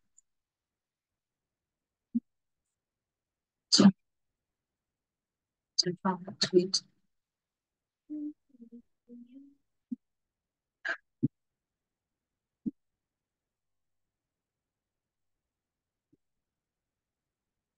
Can you see? আচ্ছা দেখেন, এই যে যখন পার্সেন্টেজের কথা হবে বা ওরকম কোনো কথা হবে, এটা মোস্টলি আপনার কি বলে পাই চার্টের ক্ষেত্রে হয়। এই 4/5 কে 80% বলে। যদি দেখেন কোনো কিছুর 80%, ওটাকে আপনি কথায় বলতে গেলে 4/5 বলতে পারেন। বা যদি 75% হয়, ওটাকে 75% না বলে 3/4 বলতে পারেন। তাহলে রেঞ্জ অফ ভোকাবুলারি, ওই যে বলছিলাম, ভোকাবুলারি অনুযায়ী কিন্তু আপনাকে স্কোর দিবে। আপনি কয়েকবার এই যে 80% বলেন, 75%, নেক্সট টাইম যখন আবার ইনফরমেশনটা রিপিট করবেন, তখন কিন্তু আপনি এই যে 3/4 বলতে পারেন প্যারাফ্রেজ করার জন্য। ঠিক আছে, বারবার 75% বলবো, আমি একটু অন্য কথা ইউজ করি যেন এভাবে করতে পারেন। সেটা 70% হচ্ছে 7/10 বলে। 53%, 52% এইগুলাকে আমরা কি বলতে পারি, জাস্ট ওভার হাফ। মানে হাফ বলতে 50% বুঝে, একটু বেশি ওটা হলে জাস্ট ওভার হাফ। 40% আমরা 2/5 বলতে পারি। দা জাস্ট ওভার এ থার্ড, 35%, এইভাবে করা হচ্ছে আমরা কি বলতে পারি। বুঝতে পারছেন তো, এইগুলো একটু দেখে নেবেন, এটা এই ফাইলে থাকবে। তো I hope your clear about কি করতে হবে। ইন্ট্রোডাকশনটার ব্যাপারে হচ্ছে একদম 100% থাকতে হবে। নেক্সট ক্লাসে যেন আমি দেখি যে you all know how to paraphrase already. Is it clear? না, নেক্সট ক্লাস তো সেটাতে তো হচ্ছে না, মানডে হচ্ছে আমাদের। স্যাটারডে তো না? মিস একাডেমিক তাদের, যারা জেনারেল তাদেরকে নেবেন না? ও হ্যাঁ, কিন্তু ও হ্যাঁ, that's also one thing, we have to use, right? আচ্ছা, এটার ব্যাপারে আমি গ্রুপে আপডেটটা দিয়ে দিব। ঠিক আছে, তো কিভাবে এটা করা যায়। Let's see. কারণ মিস তারা হলেও তাহলে অনেক। হুম। ম্যাম আরেকটু ক্লিয়ার হচ্ছে, আমি একটু অন্য মানুষ করছিলাম। ম্যাম নেক্সট ক্লাসে কি করাবেন, মানে আমাদের নেক্সট ক্লাস? হ্যাঁ, ওটা আমি একটু চিন্তা করে আমি হচ্ছে গ্রুপে বলে দিব যে নেক্সট ক্লাসে হচ্ছে কি জেনারেলদের ক্লাস দিব নাকি এটাই কন্টিনিউ। না আমি ওইটা জানতে চাচ্ছি না, মানে আমাদের নেক্সট ক্লাসটা যখনই নেন, এই হ্যাঁ, পরের যেই ডেট নেন না কেন, মানে আমাদের পরবর্তীতে কি করানো হবে, ওভারভিউ, রাইটিং এর মানে ওভারভিউ। ওভারভিউটা আর কি। আচ্ছা ঠিক আছে। মিস আমার হচ্ছে নেক্সট ক্লাসে ইন্ট্রোডাকশনটা নিয়ে লেখা দিব। আর হচ্ছে যে আপনি বললেন যে একটা বই, কেমব্রিজ যে বইটা, ওটা ওইটা বুঝলাম না, ওটা আচ্ছা, ওটা থেকে কি করতে আইএলস হবে? এর হচ্ছে, আইএলস হচ্ছে কেমব্রিজ দিয়ে চলে, হ্যাঁ, কেমব্রিজ এটা আইএলটিএস। কত পেজ? হ্যাঁ, এটা বুঝলাম না। এটা হচ্ছে 1 থেকে 18 থাকে, হ্যাঁ, অনেকগুলো সিরিজ থাকে এই আইএলস বুকে। হ্যাঁ, সো হ্যাঁ। এরকম হচ্ছে নাম্বার দেওয়া থাকে। ঠিক আছে, তো আচ্ছা। আপনাকে যেটা করতে হবে, যেটা হচ্ছে, যেহেতু আমরা 14 থেকে করছি, 14 থেকে 18 এই বইগুলা নিয়ে আসতে হবে। হুম, ঠিক হুম, আছে, যদি ওখান থেকে নিতে পারেন। সো এই যে কেমব্রিজ ইউনিভার্সিটি প্রেস, আইএলস হুম, হুম, একাডেমি, 14 টু 18। হুম। হ্যাঁ, এগুলাই হচ্ছে, ওকে। এটা দিয়ে হচ্ছে প্র্যাকটিস। আচ্ছা, দেখতে প্র্যাকটিস করতে হবে। ওকে, 14 ওকে। থেকে 18 আপনি দেখবেন যে রাইটিং এর অনেকগুলো আচ্ছা আছে। রাইটিং টাস্ক 1 আপনার ফোকাস, প্রত্যেকটা যেটা বলে দিলাম। So yeah ma'am 14 two. আমাদের কি কোনো অ্যাসাইনমেন্ট দিয়েছেন জি একাডেমিকে? দিয়েছি, জি দিয়েছি। সেটা হচ্ছে আপনার IELTS এর যে রাইটিং টাস্ক 1, ওগুলা প্রত্যেকটা 14 থেকে 18 পর্যন্ত প্রত্যেকটা ইন্ট্রোডাকশন লেখা, কোয়েশ্চেন দিকে। ইন্ট্রোডাকশনে কি হবে, প্যারাফ্রেজিং, তো প্যারাফ্রেজিংটাই হচ্ছে আপনাদের সবার কাজ। 14 থেকে 18 সব প্রশ্ন। আর okay next, ma'am, thank next ক্লাসকে আমি জেনারেল নিব না একাডেমিক নিব, এটা নিয়ে I think most probably generally নিব, but I need to plan a little bit. ঠিক আছে, তো মিস আমার তো বইটা, সরি আমি ইন্টারাপ্ট করতেছি একটু। আমার তো বইটা কিন্তু টাইম লাগবে একটু, কারণ একটা এখন অর্ডার দিলে পরে অনলাইন ক্লাসটা টাইম লাগবে। সেক্ষেত্রে একটু পিডিএফ পাঠিয়ে দেওয়া যাবে? হ্যাঁ, আমি একটা ওয়েবসাইট দিচ্ছি, ওখান থেকে প্রত্যেকটা পেয়ে যাবেন।